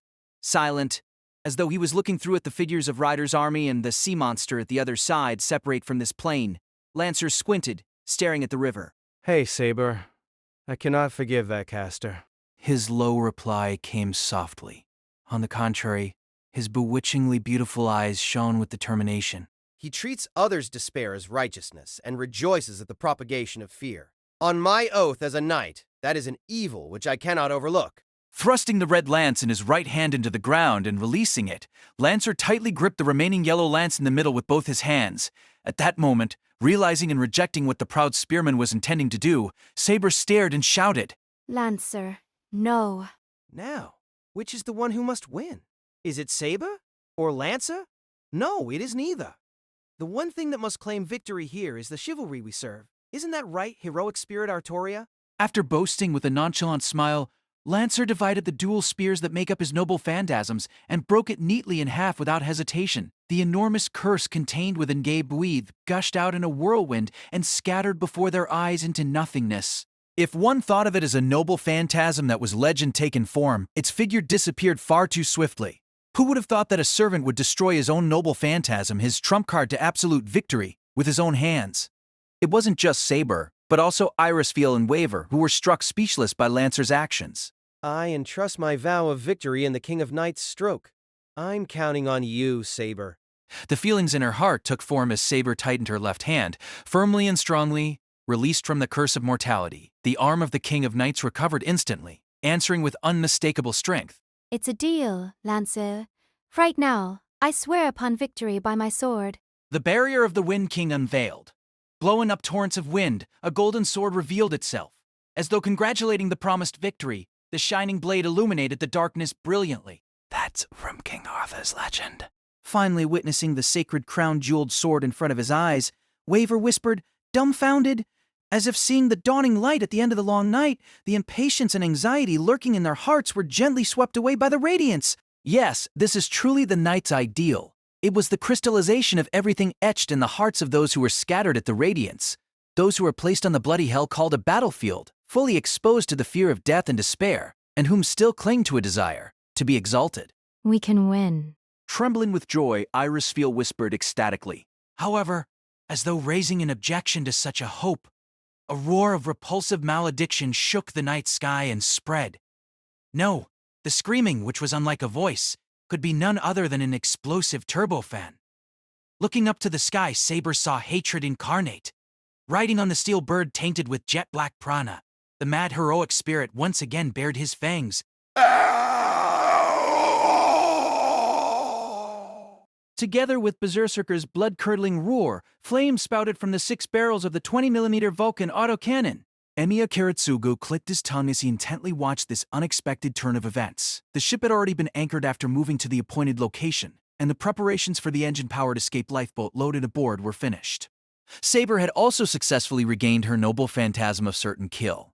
All that's left was to summon Ryder back and get him to free Castor's Sea Demon.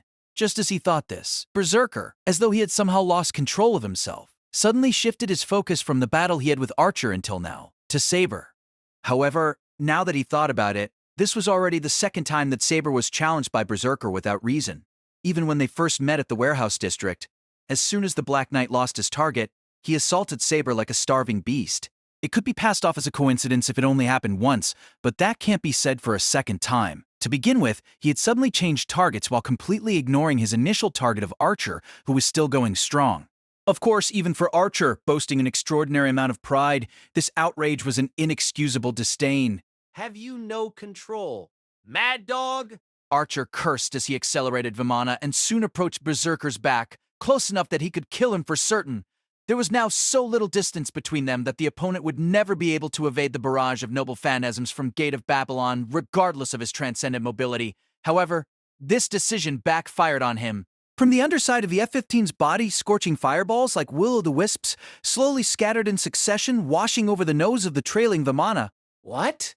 Originally, this armament called a flare dispenser simply launched out decoy heat sources in order to throw off the enemy's heat-seeking missiles. However, as a result of being eroded by Berserker's prana and demonized, they have even transfigured into tracking incendiary weapons. Based on their dogfight up until now, Archer made the hasty conclusion that the enemy doesn't have a way of attacking against an enemy behind him, and therefore couldn't cope in time to this unexpected counterattack.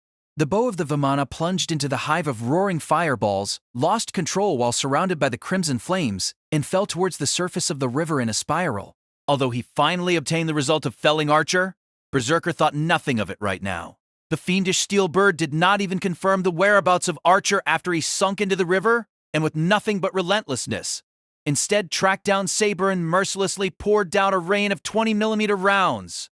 For Saber, although the F-15 that Berserker spurred on was a completely unknown weapon, her skill of sixth sense, equivalent to precognition, allowed her to comprehend with extreme accuracy the nature of this threat. Just before she was hit by the initial strafing run, Saber had sensed that this attack would result in wide-area destruction. Promptly realizing that Irisfield may be caught in the battle if she stayed on the riverbank, she once again leapt onto the water surface and sought a path of retreat on the river. As this was an unavoidable decision, the result guided her to yet another dilemma. By good command of footwork as a servant, Saber would be able to rival a jet fighter in speed and galloped on top of the water. However, this vast river surface, with no obstacles at all, was undoubtedly the best hunting ground for the Black Knight who strafed down from the air above. The bullets pouring out like torrential rain swept behind the galloping Saber, missing her by a hair, and scattered raging sheets of water like the streams of an upward waterfall. Regardless of the size of the caliber, something on the level of mere cannon shells posed no threat to servants at all. This is especially so with Saber, whose physical abilities would allow her to evade them with no difficulty, and even deflect the shots back with the blade of her sword if she wanted to.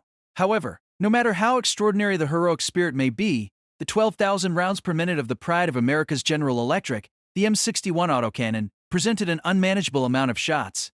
Worse yet, as a weapon carrying the properties of a noble phantasm due to Berserker's prana, a single shot would instantly be fatal. And I finally recovered my left hand. Saber was bitterly regretting. Even now, it would be possible for her to use her noble phantasm without hesitation and destroy Berserker in the air, but the enemy's tenacious and incessant attacks didn't allow her any opportunity to counterattack. Berserker's battle tactics were both accurate and prudent, as though he knew the full extent of Saber's abilities. In order to hunt a lion, the best method is to keep chasing it, not giving it a single chance to bare its fangs, strangling it. Berserker's skill was like that of a hunter who fully knew the essence of this. Abruptly, restless tremors spread from the riverbank all the way into its surroundings. Only the Magi present knew just what these unexplainable tremor meant. The epicenter was probably the inside of the reality marble that Ryder expanded. The powerful quakes of the raging sea demon were finally beginning to affect normal space. It was an omen that Ryder's reality marble was finally approaching its ultimate limit. He must let Ryder know of the situation here. Waver, after deciding as such, began to concentrate his thoughts to calling out his own servant. Having no knowledge of telepathy, Waver could only rely on speech to come to a mutual understanding. However, Ryder, who knew this, did say that, "I'll leave a herald for you." The space beside Waver abruptly shook and the form of a knight emerged. Overawed by the intrepid demeanor of the heroic spirit in his simple salutation, Waver faltered. However, he changed his mind, knowing that it was not the time to pay attention to such things, and mustered the courage in his heart to give directions to this heroic spirit he's never met before. I want you to release the bounded field and throw Castor out to the appointed location as soon as I give the signal. You can do that, right? I know! I'm aware of that. As Waver grumbled, he also attended to Saber, who kept dodging the attacks of the Black Knight with a heart full of prayers. Damn it, Berserker, that bastard. Can't something be done about him? I will go.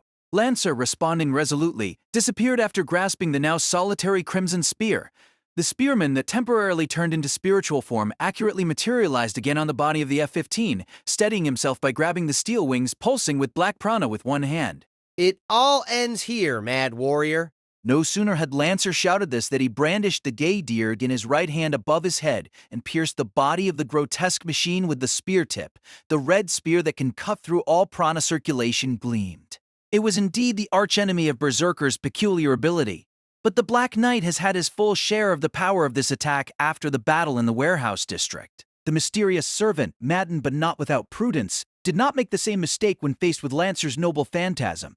Right before the red spear skewered the craft's body, Berserker promptly discarded the doomed F-15 and leapt high into the sky after using his arms to wrench off the important part of the craft. Immediately after, the fighter jet reverted to a mass of scrap metal in an instant by Gay Dirgurg cutting off its prana, crashed with Lancer on its wings, throwing up a splendid sheet of water from the Mayan River. The part that Berserker seized at the last minute was naturally the section accommodating the Vulcan unit.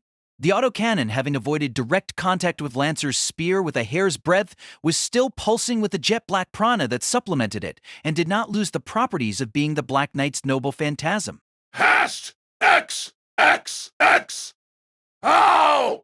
Carrying the 6 barrels and the cylindrical ammunition casing weighing 200 kilogram in total, Berserker once again aimed from the sky at Saber below him. The rotary cannon, accelerated by prana, spun up in the blink of an eye. Saber finally realized that she had nowhere else to turn in the instant the torrential bullets were about to surge out. The firing distance for Berserker, having jumped down from the aircraft and continuing to aim at Saber as he descended, was exceptionally closer than before. Saber no longer had time to anticipate for the initial velocity of the rounds, and no matter which way she may dodge, she couldn't get out of the range of the rain of shells about to pour onto her. It's all or nothing. Now that it has come to this, Saber was prepared to resort to using her noble phantasm, misplaced though it may be. The instant she swung the sword over her head, streaks of shining steel came flying in from an impossible angle and struck Berserker head-on. Hammer, axe and bolt gouged the jet-black armor, and a giant sickle cleaved the body of the revolving gun barrel in half. Furthermore, a flaming bolt hit the ammunition storage directly, igniting all the remaining 20mm shells, blossoming wild crimson flames in the air. Berserker, washed over by the fragments and blast, was helplessly blown away, drawing a parabola in the empty air before sinking into the river surface like a thrown rock. Astounded, Saber turned around and, looking up, saw Archer standing haughtily on the top of the arch of the Fuyuki Bridge. The shooting noble phantasms encircled him, surrounding him like an halo. He let out a wicked smile. Now, Saber, show it to me. I shall see for myself the true worth of your brilliance as heroic spirit. It didn't even need to be said. Saber replied to Archer's insolent words with a silent glance and once again returned her sight to the river surface, adjusting her stance with the golden sword. All obstacles have been eliminated. Now was the time of conclusion. Kiritsugu, who witnessed Berserker's departure, was on a lifeboat already galloping to the safety zone. He aimed for and shot up a flare at a spot in the empty sky. The roaring yellow phosphorus flame was right above the line connecting Saber's current position and the speedboat that Kiritsugu abandoned. There! Right under it! Waver immediately saw the signal and yelled at Ryder's herald beside him. The heroic spirit Mithrenes disappeared without so much as a nod, returning to the inside of the bounded field where the king and his companions were waiting. Immediately after, as though it had been in wait, the air around them shook, and the space that was eroded by the thoughts of the heroic spirits returned to the shape it was meant to have. Firstly, an alien shadow covered the night sky like a mirage. Then its real form emerged in an instant. The giant and ominous body then fell into the water. That place was directly underneath where Kiritsugo shot the flare. The raging sheets of water thrown up by the gigantic mass impacting the water assaulted the riverbank like a tsunami. However, Saber, the only one who had fought and held her own in direct combat with the sea demon, was not hit by even a single splash. The prana gushing out from her right now summoned a surging wind so pressurized that it brushed aside the wall of water. At the same time as the reappearance of the sea demon, Ryder's chariot Gordius wheel also leapt into the dim night sky once again. Its scar-covered form told of the degree of intensity of the battle that played out inside the reality marble. But his majestic and awe-inspiring flying form was not diminished at all. Seriously? Just what took all of you so long? Whoa! It was during Ryder's moment of complaint that he saw the concentration of light pulsing from Saber's sword. He immediately understood what was happening and urgently turned aside, escaping the area under threat. On the other hand, Castor's sea demon wouldn't be able to dodge so dexterously no matter what. The giant throbbing meat lump could do nothing apart from shrieking to scare this unknown brilliance. The time was ripe. Pouring all the strength in her body into the two arms grasping the hilt tightly, the King of Knights lifted the golden sword up high. Light gathered. As if illuminating this holy sword was its ultimate duty, the light condensed further, merging into a blinding brilliance. At the fierceness and purity of this beam of light, no one could speak a single word. It was the gallant figure of a knight who once shone the light of purification upon a battle-ravaged world, a darkness blacker than night, unyielding for 10 years, undefeated in 12 battles. These peerless feats of arms and this glory were eternal, transcending time. This shining sword itself is the nostalgic, sorrowful, and exalted dream of all warriors past, present, and future who stand at the brink of death on the battlefield, the crystallization of the prayer named glory, proudly uplifting this will, ascertaining that this faith will be seen to its end. The King of Eternal Victory now loudly declared the true name of this miracle she held in her hands. It was Excalibur. Light galloped. Light roared. The prana, accelerated by the factor of the released dragon, became a streak of light, a swirling and surging torrent that devoured the sea demon together with the dark night. A silent scream rose within the river water, evaporating in an instant, as every single atom composing the body of the giant sea demon that had been the embodiment of terror were exposed to the scorching impact. But in the center of the sea demon being completely burnt to cinders, within a fortress of bulky, defiled flesh, Castor simply wordlessly watched over this moment of white blinding annihilation which had stolen his heart. Oh. Yes, it was unmistakably a light he had once seen in the distant past. Had he not once been a knight who pursued and rode after this light? The recollection, vivid and utterly unclouded, brought Gilles back to the distant past. It was the light that shone through the stained glass windows of the great cathedral at the long-awaited coronation ceremony of King Charles. It was a white brilliance, a blessing of joy that wrapped around Jean and Gilles, who had attended as saviors and national heroes, together with the Ars Nova melody. Ah, there's no mistake. It was this light. He could still remember it. Even now, after his fall into brutality, his entire body smeared with corruption. The memories of that day did not fade at all, and remained carved into his heart. Even if his end was stained with humiliation and revulsion, no matter how much he may be held in contempt, the glory in his past alone cannot be denied or overturned, for it was in his heart, something that even God or fate will never be able to take away or violate. Gilles de Rais was dumbstruck by the clarity of his own rapidly falling tears. What was he confused with? Had he lost sight of something? If he could just look back and admit it, wouldn't that be enough? Just what have I? Before this murmur, directed at no one, left his mouth, all matter was brought into another world, annihilated by the white light. Archer, standing on the high arch of the bridge and looking down upon all, couldn't help but have a smile emerging on his face when he saw this light of destruction that burnt and consumed all. Do you see it, King of Conquerors? This is Saber's light. Archer addressed the empty space beside him. Ryder, who had just experienced a merciless fight, was letting the chariot pulled by divine bulls remain still in the air, and was gazing dazedly at the ultimate light Excalibur was emanating. Do you still not want to acknowledge her after witnessing that ray of light? Ryder snorted, dismissing Archer's question. However, what was on his face is not despite or mockery, but a solemnity, as if he was looking out over a thing of tragic grandeur. It was indeed because she took upon her shoulders the hope of every man of the time that she's able to display such might. It's painful precisely because it is so blindingly brilliant. Who could have thought that the person carrying such a heavy weight is only a little girl who liked to dream? On the river surface, which the two of them looked down upon, Saber's slender body was huffing painfully due to the intensive battle to the death that had just ended. Ryder only knew what kind of heaviness was piled upon her young and delicate shoulders thanks to last night's quiz. For him, whose personality is open and straightforward, this kind of way of living is absolutely unforgivable. This kind of little girl is truly the final result of someone who discarded youthful romance and dreams, discarded love, and sunk into the eternal curse of ideals.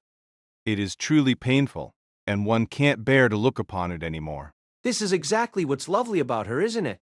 Different from the King of Conqueror's fully melancholic expression, the golden servant's smile was immeasurably obscene and did not hide his dirty desires at all. The overly mighty ideal that she harbored within her would burn her into nothing but ashes at the end. Those tears that she would shed at her final moment. I imagine it would be very sweet to the taste. Complacent Archer let his imagination run wild. With a flick of his eyes, Ryder gave him a look of enmity. It seems I still can't like you. Babylonian King of Heroes. Oh? You only discerned it now? This title made the sparkling golden heroic spirit burst fully into a smile. What do you plan to do, Ryder? Want to use brutal force right now to unleash your anger? Although it'll be quite a joy to do that, tonight my strength would perhaps not live up to my feelings if my opponent is you. After Ryder spoke the truth straightforwardly and with no exaggeration, he gave another look at Archer and said scornfully, Of course, if you don't want to let the chance pass and insist in fighting with me, this king would gladly do so at any time. No matter. I permit you to escape, King of Conquerors. I wouldn't feel satisfied if I don't defeat you at the height of your strength, anyways. Hearing this self-possessed declaration from Archer, Ryder lifted his eyebrows as if pulling a prank. Though you say that, the truth must be that your wounds caused by being sunk by Blackie haven't healed properly either, right? All who provokes the king need to die to repent their sin.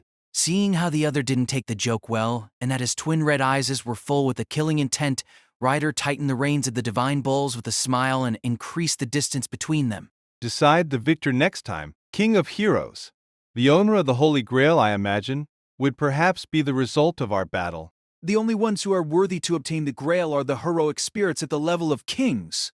That is, one of the two between the King of Conquerors and the King of Heroes. Undoubtedly, Ryder himself still believed firmly in that point right now. The heroic spirit Alexander smiled fearlessly and left the top of the arch of the bridge, and as thus galloped towards the riverbank where his master was at. What would happen at the end? Ryder, I still haven't decided if you're the only one who's worthy for me to grant the ultimate treasure to. Archer, who was muttering to himself, had another heroic spirits in his heart. In terms of the degree of attention he had, the interest of the King of Heroes was actually all piled upon her.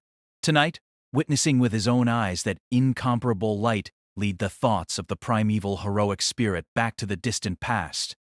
Once, there was a human man. Although his human body was made of mud, he was a foolish jester who stretched out to stand next to the Son of God as his equal. However, his hubris and disrespectful arrogance offended the gods in heaven. The man suffered divine retribution and lost his life. Even now, the King of Heroes cannot forget his tear-stained face as he died. He asked why he was crying. At this stage, are you regretting the stupidity of putting yourself beside me? It's not that, he replied. Who will understand you after I die? Who will walk beside you? My friend, when I imagine that you will be alone from now on, I can't help but shed tears.